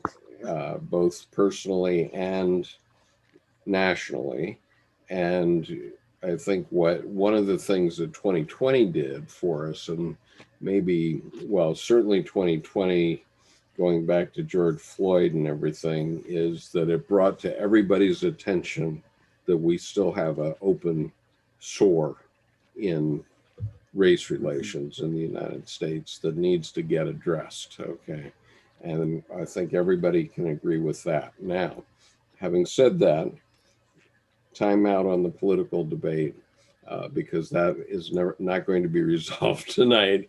Let us go. Let us card for me. That's why I'm bringing it up. I think it has. Okay. Well, I want to show some more judgment cards that will give us more chance to see things. And I also I hope I'm not misunderstood, because I'm definitely not offering what I said as a justification, but I'm more trying to relativize this horrible streak in human nature. I'm just saying that I think it's more of a universal problem. I don't think it's unique to America. I mean, it seems to have happened all throughout time, and there are certainly differences.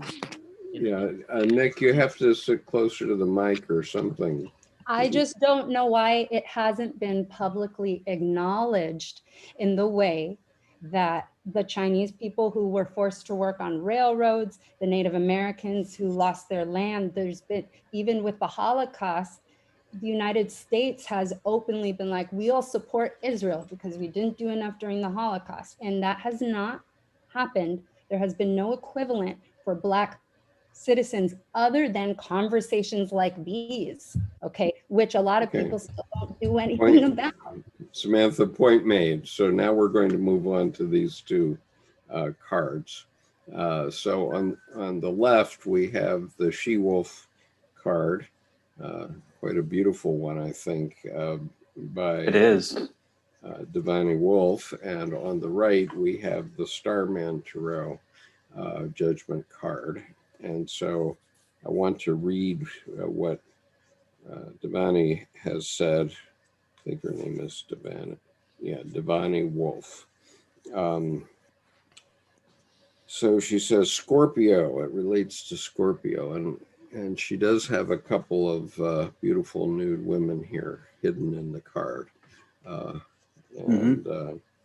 She says artwork illumination. The star goddess Nuit or Nut bends herself over the sun where a phoenix sets itself aflame. The phoenix, of course, is a symbol of eternal rebirth and renewal. An Ouroboros, snake eating its own tail, encompasses two women holding an ankh, the ancient Egyptian symbol for eternal life. The Ouroboros both further drives the message of eternity home, this time with the aspect of infinite cycles and oneness. Below, hands emerge holding the element of fire, denoting that whatever needs to be burned away will be burned away. On the light side, eons of time, lessons, process, thought, feeling, knowing, and wisdom have come and gone. We now have a perspective unlike any other we've sought out or fought for.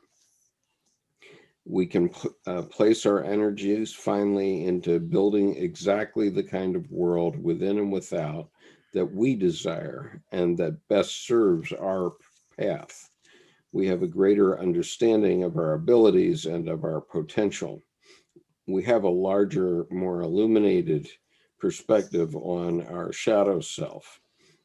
We can be delivered from the lower realms of problem seeking and solving, as we no longer have time to care for them.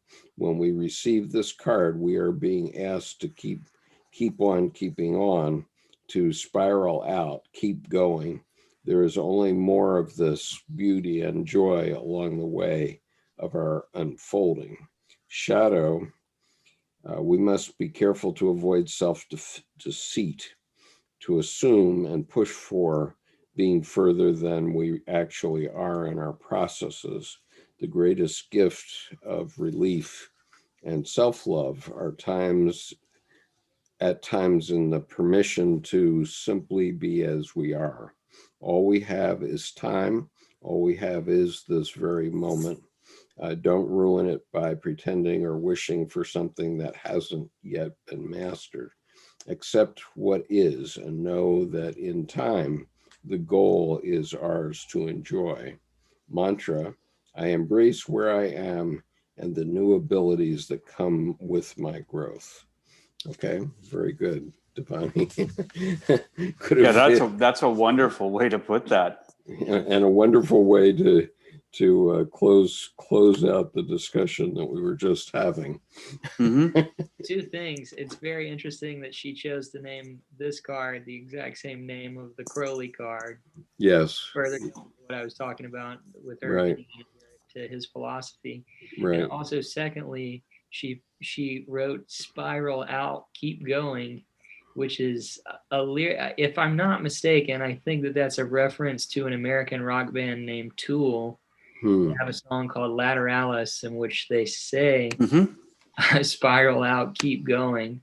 It is Lateralis. It is that large part of that song. So I think it's a reference to that. Interestingly, here in her card, this is 13 sunbeams. Well, it's interesting, Nick, that you brought up Tool too, because their drummer, if you've ever seen his studio, you might feel that you're walking into a Crowley temple with his drum set as the altar. Yes, okay. Absolutely. Moving on to the Starman Tarot. The powerful figure with his arms raised has just received the force of divine revelation. Struck by an epiphany, he is instantly transfigured into a luminous space-age preacher.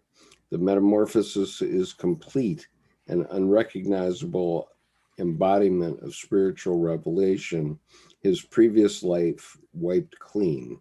The rebirth is complete. He is compelled to live differently, to change everything about life at once, for there is no going back. The energy transmitted by this revelation raises the dead. The skeletons are brought back to life, alluding to the far-reaching regenerative power of revelation. We are awakened. Excuse me. We are awakened from the hypnotic quality, the spell of the habitual and restricted being and doing in life, just getting by.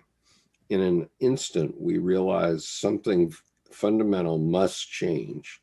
We recognize the lie we have been living. The story about ourselves and life is seen for what it is.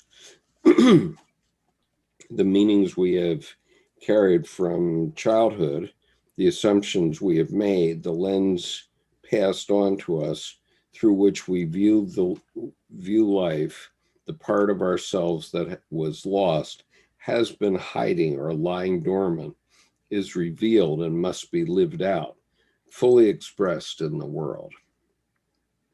We are called to action. The revelation wasn't asked for, it wasn't sought. Rather, it was bluntly administered. There is no choice but to act upon it, awake to something entirely different about life, a compelling new possibility. We can't go back. Judgment is a highly charged card, not always easy to receive, and yet carries huge significance and potency. It charges you with the task of looking into your life without hesitation to see what has been buried, unloved. It calls you to bring it to life. The life you had been living was comfortable, perhaps, but it is not the full truth of who you are and why you are here. Already you quickly recognize the recurrent themes, dynamics, and patterns of your life, and have a clear picture of where you we're heading. It signals a new holism. The events and patterns of your past, like the pieces of a jigsaw, have come together to form a whole complete. In a flash, all can be understood, all is forgiven. You forgive yourself, that phase is over, and you are transformed, free to live into a greater reality, a more expansive potential, stripped clean of all the limitations, old beliefs and experiences of the past. You can see into your own future with fresh eyes. Judgment calls you to be the visionary for yourself. Expect change to naturally unfurl as you revision your life in a whole new way. Reverse, something is clouding your judgment, erring on the side of caution, deflated, afraid to make the next move. Look at a pattern of judging and blame rather than helping to harness energy and momentum for something worthy and life-sustaining. So seemed like they were writing for you, Samantha. I don't know. Any comments on these cards? I think it's especially important to note the death figure in the Starman kneeling over the other skeleton and the shield laid down, and he's standing on this golden talisman of some symbolic sorts, and all these prismatic planes around him feel like old stargates in a way, where the power of all of the misfortunes through his life in a way are now being harnessed to him to be reborn anew now. Yep. Okay, good. Other comments? Raquel, do you have something on this? Or Samantha?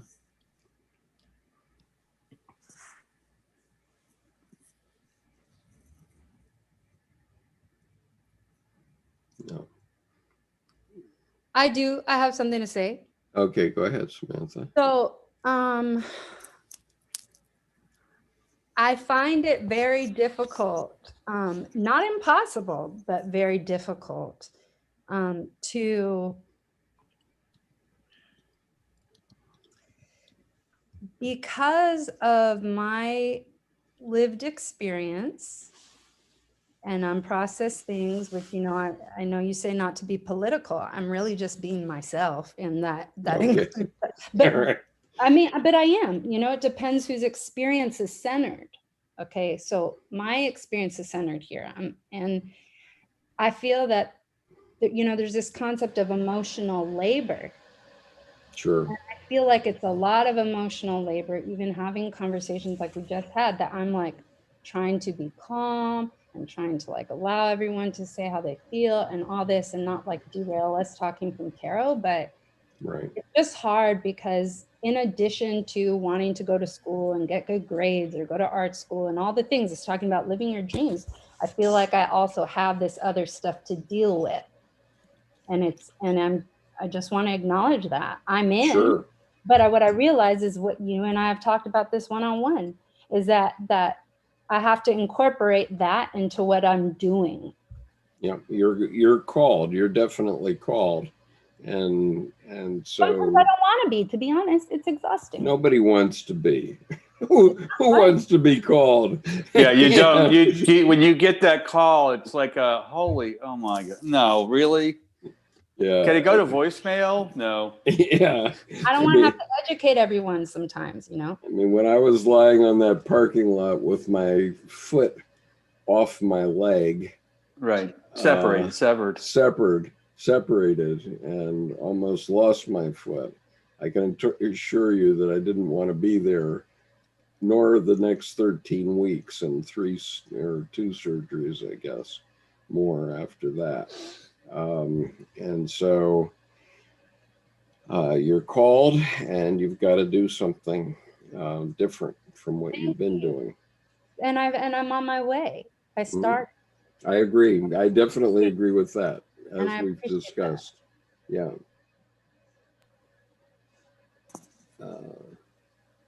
Thoughts on this card, guys? There's a lot going on in it that I think the people out there, maybe in YouTube comments or from us, about, to me, just the structural mechanics of the composition and the directions. I mean, he is this crossing, top to bottom, left to right, and then dividing left to right with his arms outstretched. There's a lot of compass energy going on in this card in regards to directions of how that calling is being energized. Thoughts? I see a yoni and I see fallopian tubes, which are probably also supposed to be skulls, but above his head. That's kind of cool. Oh, wow. Yeah, I haven't seen that. That's interesting you say that, because there's also the Ankh and the she-wolf, and the Ankh is actually generated from the yoni, the womb, and the fallopian tubes, the symbol of everlasting life, that from which all emanates. The person in the Starman card has a spider web on top of the star. A spider web. Oh, spider. Yeah, web. Yeah. Yeah. Kind of Oh, a on his reflection forehead? of what's going Yeah, right on. here. Yeah. Oh, yeah, he does. I thought it was And- just a star. And Oh, you're to right. me, the fact that he's a red man, all red man, with a golden star in his face, that's Yeah, that's Talk about that. What does that mean? to me. I mean, if you red color is a very, it's about kind of about death, you know, and about surviving it, something through violence. Yeah, that's what it is. It is a Yeah. death. It is a death. Absolutely, it's a death. When you have a trauma like that and you have to reinvent yourself, you're literally doing that. It is a yeah, death. and there's the highest point of stress. All the blood comes to the surface too. So, I mean, he's this energetic form. I mean, Yeah. it's as if the body, it doesn't exist. It just happens to be in that shape. Oh, the tree of life. Where do you Huh? see Where do you that? see it? It I see- in the golden thing above his head, Yeah, isn't it? yeah, I think you're right. Oh, there it is. There it is. Yeah, ghosted. All four worlds. Look at those. Look at the ghost circles overlapping, coming down. Women are the Yeah, tree. there it of is. There's a sphere.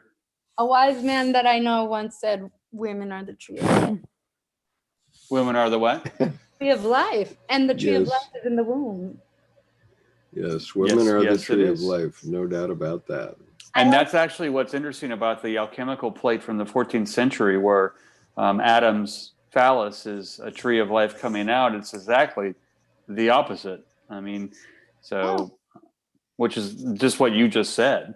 Also, on his chest, I see a person sitting in meditation in different chakras. Oh yeah, Yeah.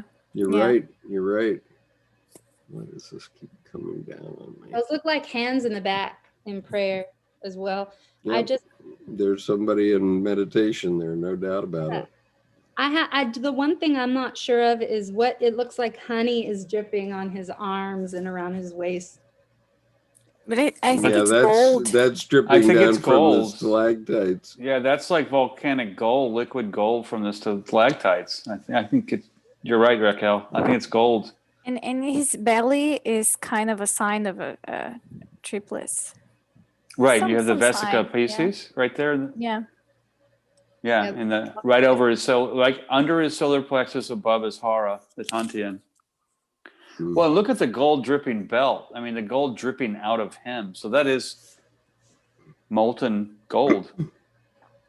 Sure, and that's what the call is about. Suddenly, he has the energy to go do what needs to be done. Right. The inner gold flows up from within, fills the cracks, and overflows to go emanate into the world through action. Just like you have, Samantha, is you have the inner gold to make it happen. Right. Right. Well, the pain is the gold mine. The trauma is the gold mine. I mean, That's I'm letting it interesting. land what you said. My silence is just letting it land. Mm-hmm. well, I'm glad you discovered just even entertaining parts therapy. Brain spotting is a really good way to do that, and it's very powerful. Yeah. Okay, well, we're gonna move on from that one. So I think one last thing is all the lemniscates, all the figure eights, you know, the infinity sign, they're all over the place there in really big scales. Yeah. Okay. But, so Yeah, I want to get on and show a few more of these cards. I'll bet Nick would like to hear about the Splendor Solis card. You know what? And, got like 8 minutes. Yeah. All right, let me get this one up. Let's see here. Yeah, especially this one because it's very, very interesting, I must say. You're going to be surprised. Okay. You have got it. And the Splendor Solis, the main one I want to look at. This is the Jungian Tarot, and these are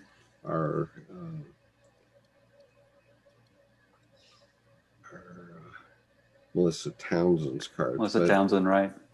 Right, but look at that. Yeah. Okay. Everything fell down. I just have to hold on. I have to get the book. It's in my heap here. Okay. Wow. You ready for this, Samantha? I am woman's work, inner alchemy of judgment, spirit of the primal fire. I bring you power to follow an inspiring vision, making good decisions that transform the pattern of your life, lifting the mundane into the marvelous. I am artisan of the perpetual intelligence, regulating the motions of the sun and moon in their proper order. All Mercury Earth experiences in the four worlds are woven into my alchemical path. I am the inner vision of those called to awaken by the angel out ahead. Eternal horizon of aspiration, I summon the sleeper to realization of life's sacred ritual, incandescent ground of every simple act. Know me as a holy fire, generating the alchemical sublimatio, for by my works, moisture is given up to the transforming vapors of the air, rising above the earth as the spirit of the quintessence, proximate matter to the stone of the wise. Dear alchemists, do not be deceived by outward convention. In the skilled hands of the adept, daily practice becomes one with the eternal round. Above, by graduate becomes one with the eternal round above. By gradual cleansing of motive and means, pure Mithraic light shines through with increasing power. Align your tasks with the highest truths of spirit. They will bring consciousness of everlastingness beyond all time. Oh, it's quite beautiful. Yeah. It is. And it's... What do the women in the group have to say about it? Yeah, it's a good question. Well, everyone's working, and that is something really significant to this card, because you have to work, you have to physically work. Yep. When you hear the calling, it's not just about hearing or acknowledging it. You have to do something, and you have to change something physical, Yeah. I mean, you just look at some of the women that are making a difference in this year's election as compared to the men. The men want to sit around and intellectually gab about it, but the women are actually doing things And Black women specifically. And Black women, yep. With what state? Georgia? Stacey Abrams getting 112,000 more early votes from new voters. My goodness. Why go for the fake I ones when think- you can make more real ones? Yeah.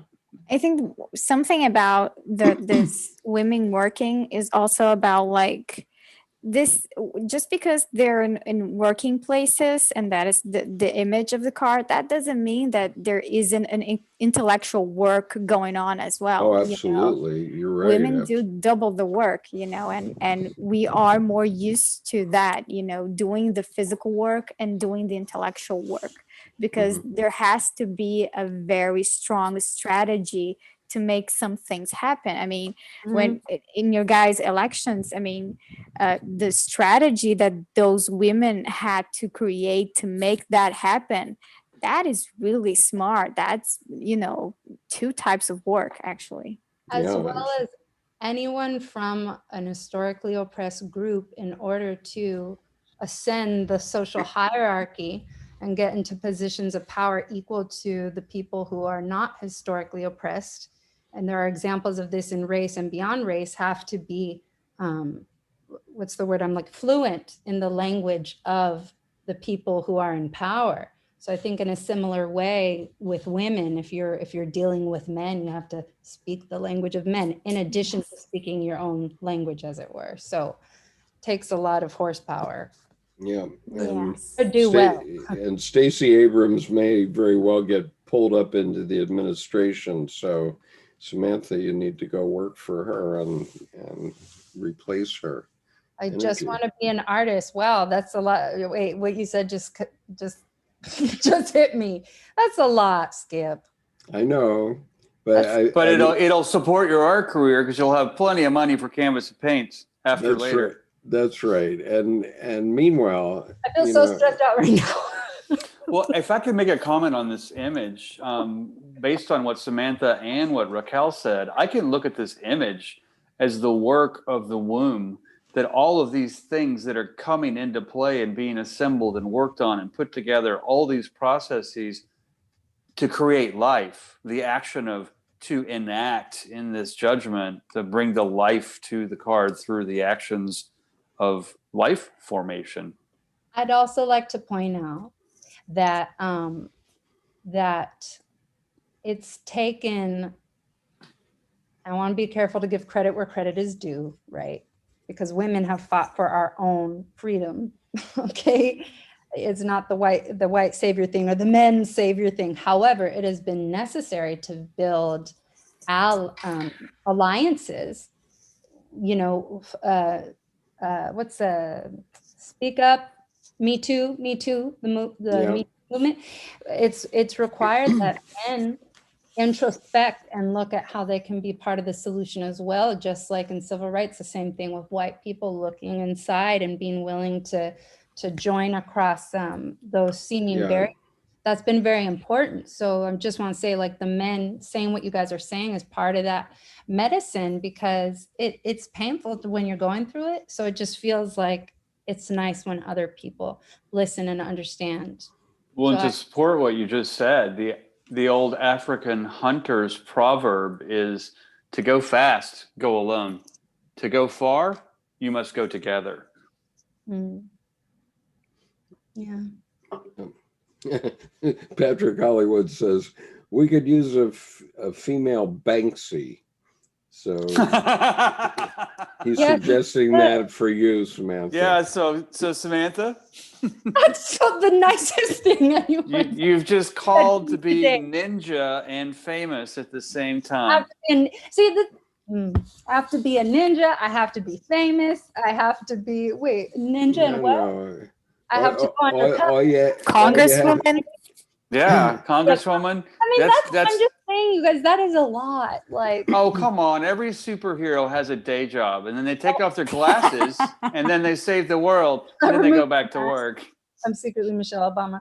No, yeah, I mean, but Samantha, here I'm doing an artistic activity right now by bringing all of you together and Yes. And that's what making I wanted to speak to, because it's all of our responsibility. So thank you for like saying these nice things about me. But I think part of the point I'm trying to make is one person can't do it. It's a lot of pressure for one person to do it. So I think everyone else here is also responsible for these issues. surely, Mhm. surely. Yeah, our leader, Skip, just Really, gets I blamed for our just wanna say- mistakes because the manager always does. Yeah. Yeah, I'm sure. Oh, here's Marv. I hope I love Marv, that though. Banksy. Female Yeah, Banksy. That's pretty cool, Patrick. Or is there a code in there where Banksy is actually female? Yeah, that's true. Don't know. So Marv, welcome to the group this evening. I'm sorry if you were waiting a long time, because I cannot see the vestibule of the Zoom session when I'm sharing a screen, unfortunately. But let's just quickly go through some other cards for lightning round comments, okay? On these other cards. These are other cards which also presume to be the Judgment card. So good to see you, Marv. Here it comes. All right, lightning round. This is, just for the record, this is the Hermetic Tarot in the black and white. The Line Strider deck is this one. The Spirit Song deck is the Awakening, and then the new Mythic Tarot deck, Liz Green's deck, is this one. So lightning round, quick comments. Integration of the ego is evident to me in the lower left with the spirit song. Like, you know what I'm saying? Awakening, renewal, and enlightenment. Yeah, the male peacock has to show how beautiful he is so he can, have someone to carry on his genes. He has to show off for the species to continue. So I think it's saying, like, we all have gifts that we should not be ashamed of, and that we get to shine our light and our beauty. It's not a matter of ego. It's actually for survival and to thrive and for enjoyment. And then I want to say that the upper right, which is, what is this called? Interesting. Line Strider. Yeah. I think perhaps it's about removing your mask or something. This reminds me of ancient Greece, but also like it's theatrical, but it's also psychological. Not quite sure what it means yet, so I'm just going to sit with it. Well, Your resurrection or remove the mask. Yeah, that's the angel is yourself, right? And so the angel is revealing itself to you through the push. Yourself is pushing you to do something, right? And so it's removing its mask. It's not hiding down in your unconscious anymore. It's coming up and saying, get your ass in gear, right? And the lesson of the nudity of the star needs no veil. So the lesson coming from the star there is that the self is naked. Bring it out. Yeah, You know, also what else is persona means mask. I What's didn't know that? that. Right. Persona means mask. Yeah, sure. The other thing about it is that our masks, even though we can also remove them, they are also useful. They can express things because it's a conduit through which to express things. So just like, in my opinion, Barack Obama, it was symbolic more than anything else. The mask, like my race, my gender, that's secondary. I have a soul, I have a spirit, but for whatever reason, I've been put in this incarnation, this mask that actually isn't really real. Because it has a purpose on this earth. And the same thing for everyone else here. Like, we're not our bodies, but we have them for a reason. Yeah. So Liz Green's card I like, because here it's showing that in the new life that you're being called to, there's greenery and things to be done. And also the caduceus is here. That And card actually is in the underworld. Hermes Right. is a part that Hermes was called to talk to Hades about Persephone.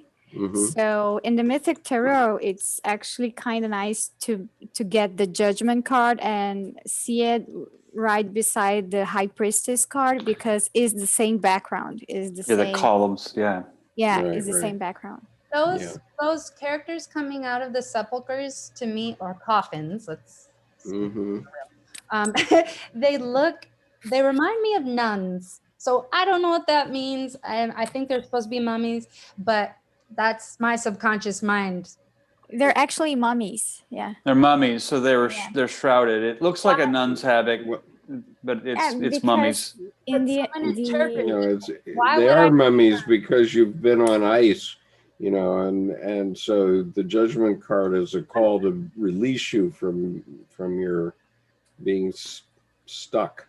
But what does it mean that I see nuns? I want to ask a question, and maybe you can answer this, Samantha. I don't know. I don't have an answer for it, but I've wondered why nuns are called nuns several times. And the only thing that I've been able to come up with, and I mean, this is probably idiosyncratic and maybe it won't make sense, but the Hebrew letter associated, the Hebrew letter nun has for its symbol a fish. Mm-hmm. And it's like the fish are the followers of Christ. That's, nuns are virgins that essentially are wed to Christ. And I've just wondered if that had something to do with the origin of the name nuns, because I don't know anything about it. And upon looking it up, I wasn't able to find anything really. I don't know anything about nuns other than I think they're actually really cool. Okay, we can footnote that one in Latin and Greek. Well, Okay, because they're low-key feminists. They just don't talk about it. Yeah, we're gonna leave that one. All right, Jordan, you have 90 seconds lightning round on your card. Cool. The one thing I point out here, this card is somewhat of an homage reference to the Rider-Waite, with the masculine animus and the feminine anima, and then the new child that comes from the sun that I did not put in my sun card. But the trumpet character here, what I did here is I used a different character than an angel. This is the right arm of the throne of my Queen of Pentacles card. Then in the Queen of Pentacles, the feathers are all furled down and quiet. But here they open up to reveal from the soul garden of the Queen of Pentacles this trumpet, which then has the 4 sounds, which to me the 4 psychological functions, rather than I put the 7. So that was my bent here. Second piece I would call to attention to, all the other Judgment cards are on water. And here I wanted to birth from Mother Earth, from the ground. So to me, the ground became green and fertile, and then that's where they came up from below. Yeah. Okay, so meanwhile, just in case, I think is referring back to the previous card, but he says the pillars as well as the coffins are hints to the Freemasons. It's about being reborn as a real human and building one's character. Yeah, I think in the I could have this wrong, but in one of the initiation rituals of the Freemasons, they take you into a temple similar to that one with a black and white checkered floor and pillars, and there's actually apparently a real human skeleton in there, and then they make you get into a coffin and stay there for a while. And then once you're out of that coffin and you've really contemplated your own death, then you're taken and actually initiated. It's not like they leave you there for a day or anything. It's probably like 30 minutes, but Well, no, and that's a contemplative ritual. And they've ripped that from shamanic ritual of initiation, where you're tested plenty prior so that you don't have a break, but you're taken to crawl through deeply, deeply, deeply into a cave where there are no lights. And the ritual takes place in that absolute womb of the earth. And there's always a light switch. So if something happens, they don't tell you that. Yeah, but if you do that, then you don't make it. Then they're like, you're too weak. You No, have to I'm saying that that's just the right? OSHA standards for shamanic initiation rites now. I mean, I laugh, but I've been in that place, and it's, no matter my training, that was one time where, wow, yeah, I'm not going to have any words, and you feel the void. If I don't like, you come apart. I mean, yeah, you lose your Okay, mind. If I don't like moving that, on and I here. don't like small spaces. no, I didn't. You don't lose your mind. Does that mean God is going to like make me deal with rats in small spaces before I can be enlightened? Depends on how attentive your shamanic instructor is to your shamanic guide to cleanliness, or Thank maybe you. they like rats because they eat the other insects. Let's Okay, actually we do it later. digress. I Yeah, we apologize. digress. So let's I come was back to the trying to be card. funny, and I apologize. That's enough. Sorry. Okay, so this set of 4 here is the 5th tarot. That top And- left, yeah, that's And one of their obviously, better cards. that's an interesting card because it looks like an eye, but then it looks like it has fangs. Yeah, it's like the inside I of think a it- snake mouth. It's a yoni Yeah. with teeth. Yeah. It's snake they are mouth. at the mouth of the Ouroboros. That's the snake biting the tail of the people. Yeah, maybe.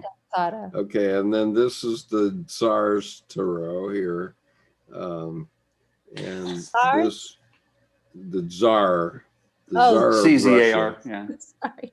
Yeah, honestly, Especially of note in the 5th tarot is that the child is supporting and emanating, controlling, juggling the male and the female above. yeah. We- Also So the this literal new translation- life is what's in command. We heal our previous generations through our own healing. Yeah, Nick, Right. you were saying, Nick? The literal translation of Shin is fang. So, snake's fangs. Where did Okay, so that's the Tsar. This is the Deviant Moon tarot. crazy? Yeah, a little So strange, and this is It's the Tim Burton deck. It's right, and this is well, it's actually the Patrick Valenza deck. well, I know, anyway. but he's got that. I feel like it's Tim Burton's adopted brother that he didn't know about. Right. I just don't want to attribute cards to people that aren't the people in the cards. Okay. Good point. That's fair. And this is the tarot of the divine here. That's really, really subtle and intense at the same time. Yeah, and so there's a long story that goes with this, which you'll have to get the tarot of the divine and see, but this monkey gets boots that allows him to walk on the clouds. And Wow, it's like the Curious George Fool. I mean, Yeah, this almost looks like the Fool card. yeah, and he thought he could be the Buddha, and so he got sent away on a long trek to learn how to become the Buddha, and then he comes back and he gets his judgment, which is he can be a bodhisattva or something like that. okay. So, See that Tarot of the Czar? I didn't really get a look at that one, which one? beautiful. Tarot of the Tsar. right? Okay, wait a minute. Tarot of That the had Czar, some good this one. darks in it. I mean, that was pretty chthonic underworld. The top right. Tarot of the Czar. Yeah, the There people it in the is. black pool. I want to hear the description from Skip. Yeah, here's the angels are not being that friendly here. I mean, one's blowing the horn, but one's One's got a fishing. One's fishing for the people with the fishing spike. right. And that's a spear you use to catch fish. Yeah, it looks Or like the just guy in spiking red. It's them. like, no, stop. Yeah, he's like, oh, yeah. It's like- Poking them like well, and Yeah. look, there's one with a hand up. Is he drowning? Has he been poked already? I mean, he has to be killed to submerge, maybe. Yeah. one is down, just Yeah, one is down. These angels are fishers of men, I would say. Okay. Yeah.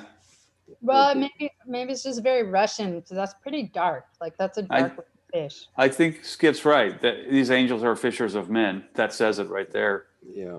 especially with that fishing tool, because that's, I mean, It's painful. well, and fishing in North Russia really also too is not a thing. I mean, like Novigrad, you better have your food stores, because it's not like Milan or in the Mediterranean where, oh, we had a bad crop this year. All right, whatever, go fishing. You have a bad crop and you die. So Yeah, Well, I bit of a apologize. non-sequitur here, but my grandpa, when he was super young, I guess like my age, was fishing and got a flounder gig, just like the one in the picture, through his foot. oh Okay. yeah, so a flounder gig, if that's what it's All called. right. So now one special item. It's after 10 p.m. So I think it's probably okay. And people are bored to tears. So we don't have any little kids here watching, right? So we can show the Manara card. So we're not in prime time anymore. So now we go to entertain and keep the audience. I can't do it all. Entertain who? The YouTube audience. He said they were bored to tears, and I said I did my bet. Okay. They were moved to tears. They weren't bored to tears. Okay, so this is the Manara card. Scandalous. I have it. Get that. Doves are coming out of It's a bird coming out. Yeah, that's a lot. It's a lot. It's a lot of responsibility. Birds are symbols of wisdom, of flight of mind. She's birthing wisdom. Yeah, quite interesting. And it wow, gross me out. It's a pretty sexy card. That's a pretty sexy card. It's an erotic tarot deck. Yes, it is an erotic tarot deck. There's way more than that came from. Yeah. There is. I got this at the store. You should see the fold out. It was recommended by the lady who's at the store or whatever, and I put my business cards there, and I opened it and was looking at it in the back, and I like had to leave because I felt embarrassed. I was like, I can't look at this in public. But you bought one, right? But you bought one. Bought one. Now you walk around on the sidewalk and look at it in public. But it may, I'm just saying. Did you buy it from the store, or did you go home and order it in privacy? I bought it from the store. Well, Raquel would send her husband to buy it for her. Well, maybe Raquel would know what Raquel. I think Raquel must have one already, right? Yeah. Raquel? I actually don't. We don't have that tarot here. I have to ship it from outside. We don't have that. It doesn't get sold here. What's really bizarre though is a lot of them are very like sexual, not necessarily sexy. Some of them are very odd and like grotesque, or and you always wonder, what is the point of that? Like there's a knight who's standing in the water fully clothed with his night gear and a horse. What's that mean? There's another where there's a lady clothed and she's just sitting there. And then there's a lot of nudity as well. But it's just like, what is that? I don't know.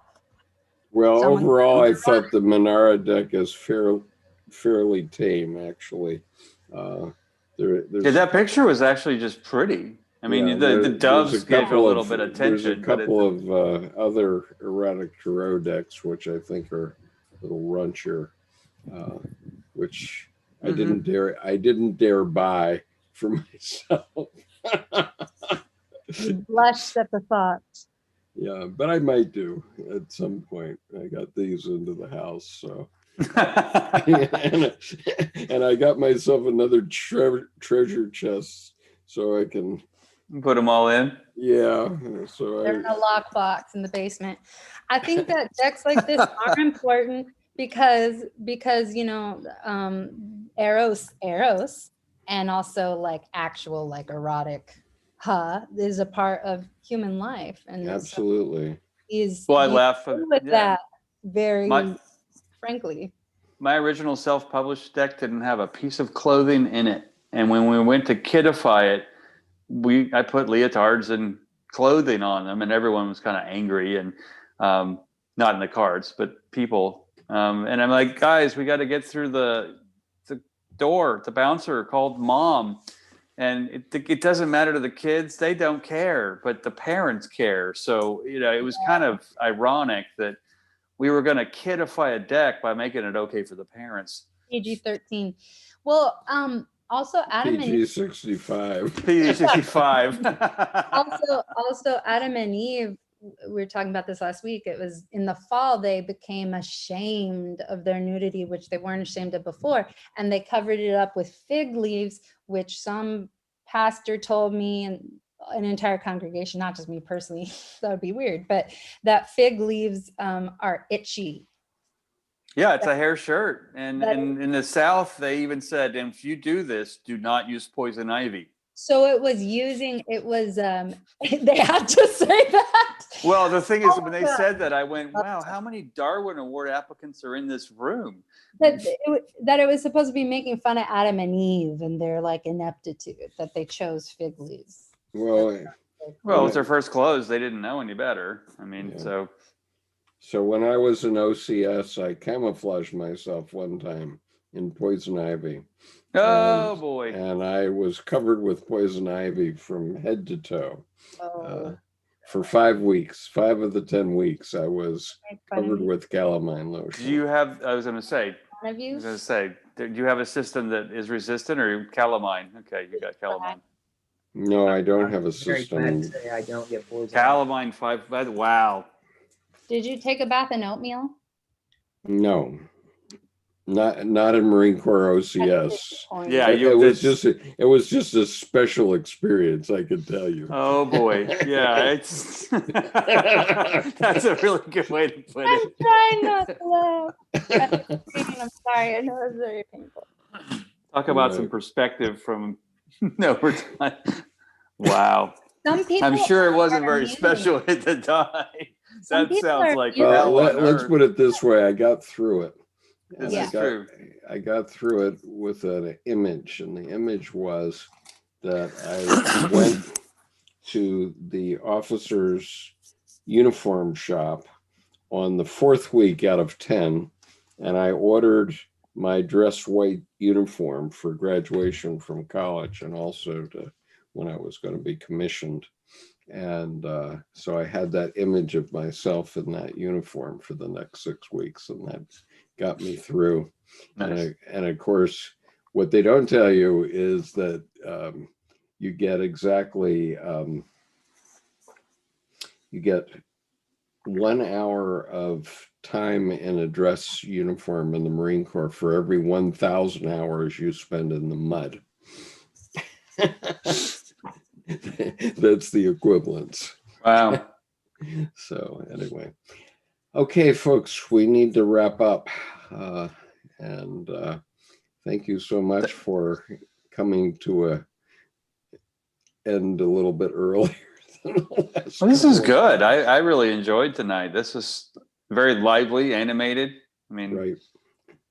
I think we went through all the gears pretty right and high up in the tack and brought them back down around the curves. Yeah. So. And you're okay, right, Samantha? You're not mad at In what us? way? I mean, no, like, No. in what way? You know, You're what, not mad at us, right? Or not mad at me? I mean, truthfully, no, I'm not mad at you. Truthfully, I mean, I'm sensitive and I still feel the effects of that. And Nick and I continue to talk about it in the chat, and that's fine, but it is difficult. Yeah. I mean, I'm just being Don't honest. lose that. Don't I'm lose that. That's not important. holding anyone hostage to that. I'm just being honest that Well, it's also not the first time I've had something like this happen. You know what yeah, I sure. So it's a call for you. And Mhm. I'm not mad at you, Skip. Okay, good. I'm Well, pleased to I'll hear it. say, I have a to lot of say, respect for you. You know to that. revisit back, I will say, Samantha, you blew your horn. I mean, so that was a very Judgment joke reference. I mean, you took the horn and you took it and made the music. Yeah. Okay. I would take that, but thanks, I guess. No, it's a compliment. I mean, I it's know a very it's just awkward to be like, well, thank you. Yes, I did. You know what I mean? That's not well, really, yeah. Keep that. That's great energy.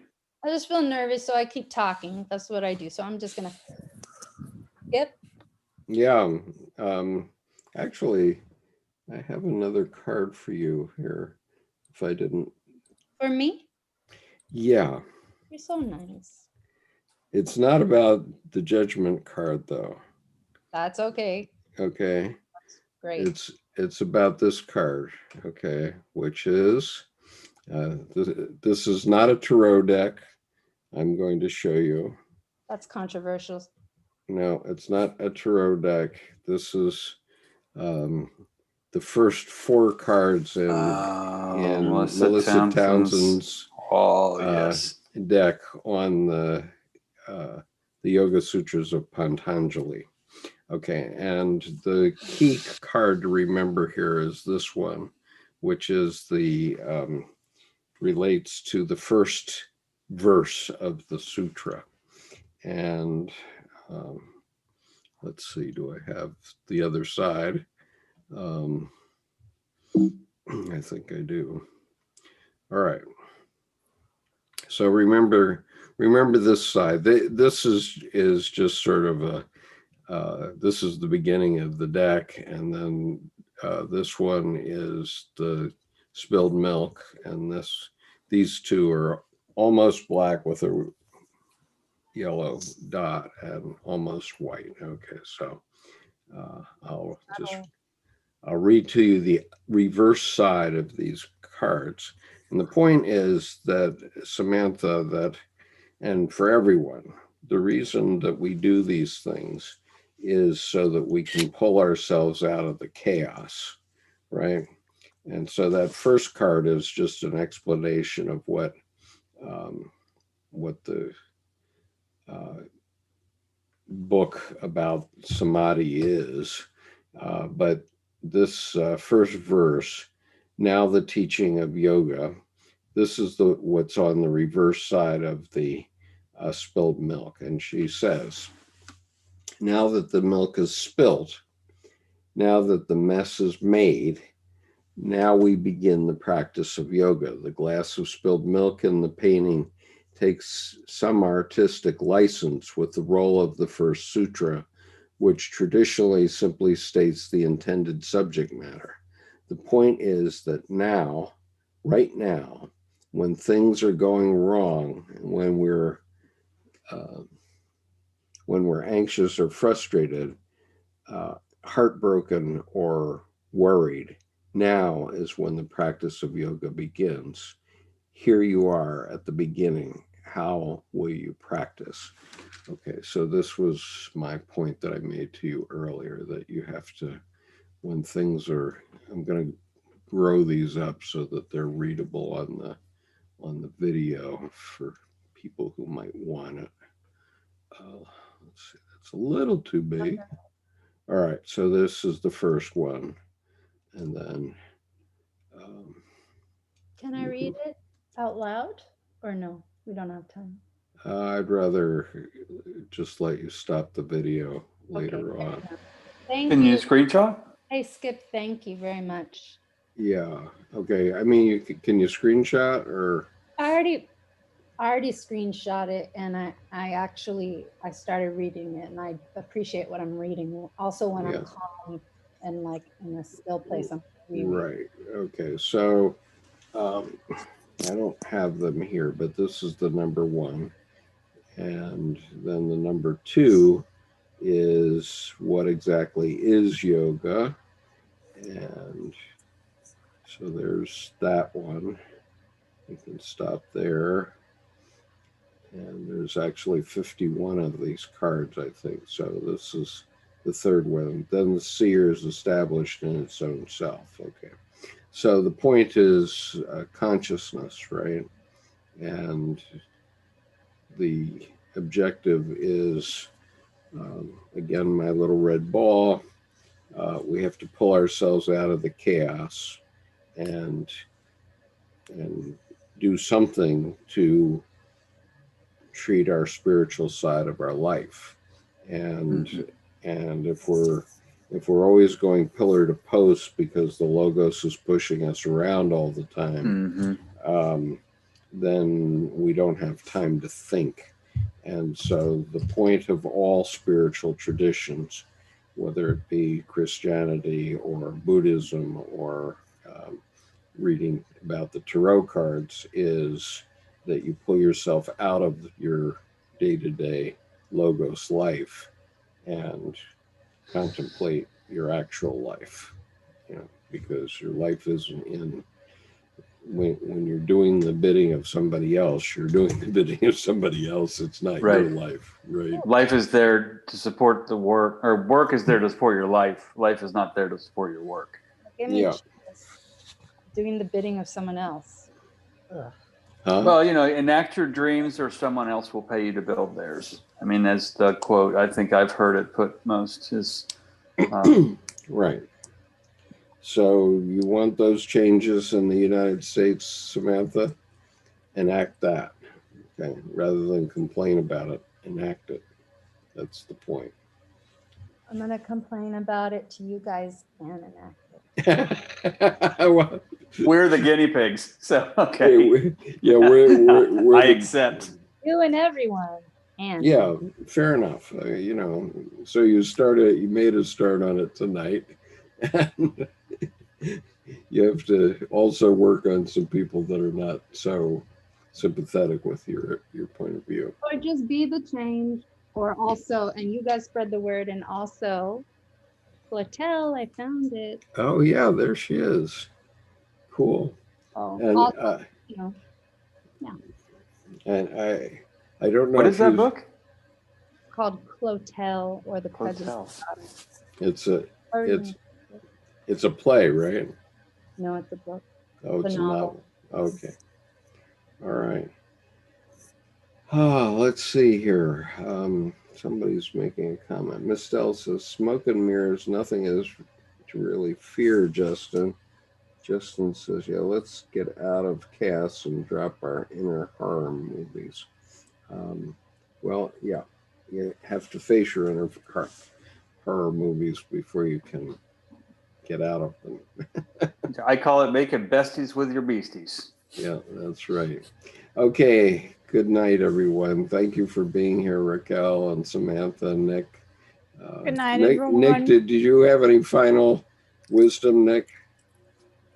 I guess I would just say I hope that I'm not misunderstood on my comment on the slavery thing. I don't want to leave a bad taste in any of the participants or viewers' mouths, and not necessarily in regards to the card.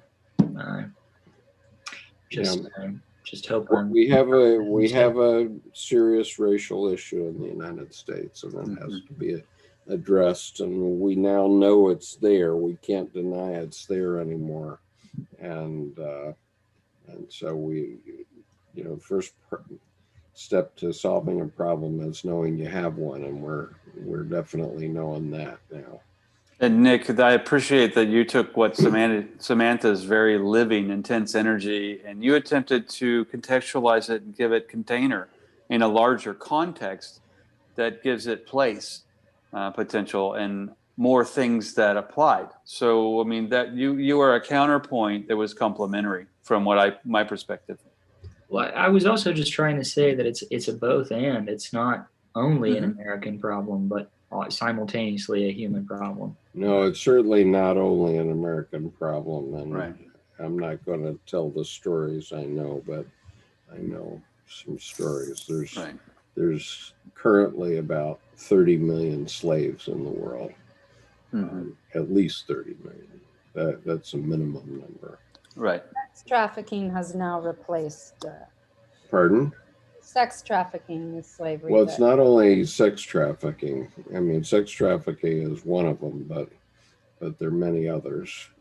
But I'm not going to go into that now because Cheery topics. for political reasons, I'm not going to go into it tonight.